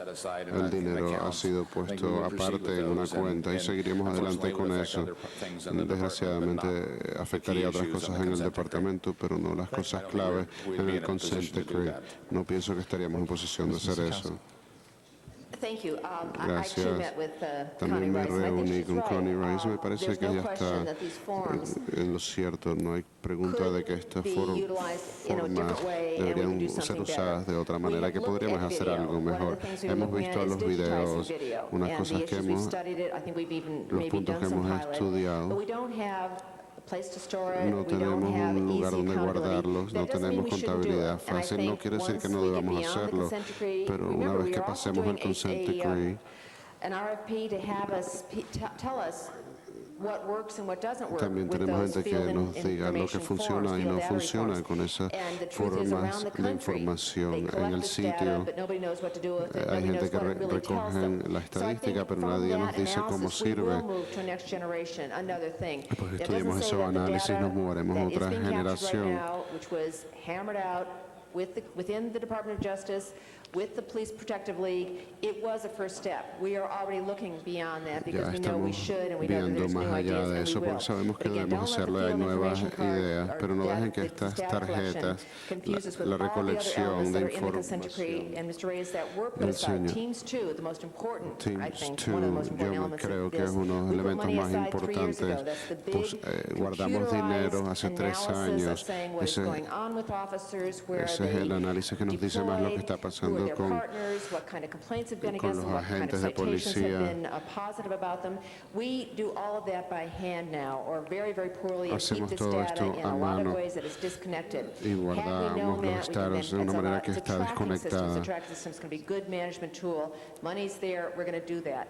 The other thing about money from Sacramento, we again have Otro del money aside dinero from de the consent Sacramento decree, que but hemos it's not puesto the consent guardado para el decree versus consent something decree, else. pero no es Remember, el the consent consent decree decree is a contra algo guide. más. It tells us El consent how decree es una better guía, this nos department should be dice run to make qué sure tanto that mejor este problems that departamento occurred in the debería past are uncovered seguir. more quickly. And when the consent decree goes Y cuando away, el consent these things decree aren't going to go away. desaparezca, They are estas going to be cosas no van a institutionalized desaparecer, ways van a of estar governing, maneras managing, and having tools to institucionalizadas de effectively tener show us that the herramientas para department efectivamente can respond mostrar effectively to que el crime, departamento that is puede responder a responding los in a way that delitos respects, efectivamente everybody's rights, de una manera respects que the respeta protocols los and derechos principles de of good todos. policing in this city. So it is just that. It Entonces, is a tool es that solo will get eso, better. es una It's a tool herramienta que that, seguirá mejorando. I'd love to see video Y in the me future, not gustaría just the ver red video light en el stuff. I mean, a futuro, lot of no people nada get stopped más when en things los happen semáforos and de grow out of rojo. proportion before that red light goes on. And it would be fantastic to have that kind of capability, Sería digitize it, and get into fantástico de that next tener generation when we have la capacidad de flush grabar budget todo years, and we esto can start looking at cuando equipping tengamos un our presupuesto de cars. I más think it is dinero. the generation of the future. It's just a question of how soon Me we can parece get que there. esto But será la right now, we're generación doing del what we need futuro, to do pero and giving ahora us that estamos haciendo lo que foundation tenemos and que that hacer en darnos framework just ese to do better as we go fundamento forward. para seguir mejorando mientras que seguimos adelante. Señor I Reyes. appreciate that insight and comment you shared with us, Councilor Miskowski, and I understand that it is a process that we're dealing Entiendo with. que es un proceso en el cual estamos tratando de cómo mejorar los management techniques, pero mientras ese proceso, los agentes illegal vendors on the streets, and I know that the community folks and the business people are suffering from the fact that you have all this debris and trash and folks stepping up selling all these goods and wares, and I can't have the officers go there because if they should pick one of the vendors, that means they have to itemize each item, put it away, put it in a place in where they hold it for court, wait for the court hearing, and we're talking about 2, 3, 4 city blocks long of goods. So what do? Now, the issue here is that we're going to be using technology, we're going to be using systems for accounting how we're going to improve police performance.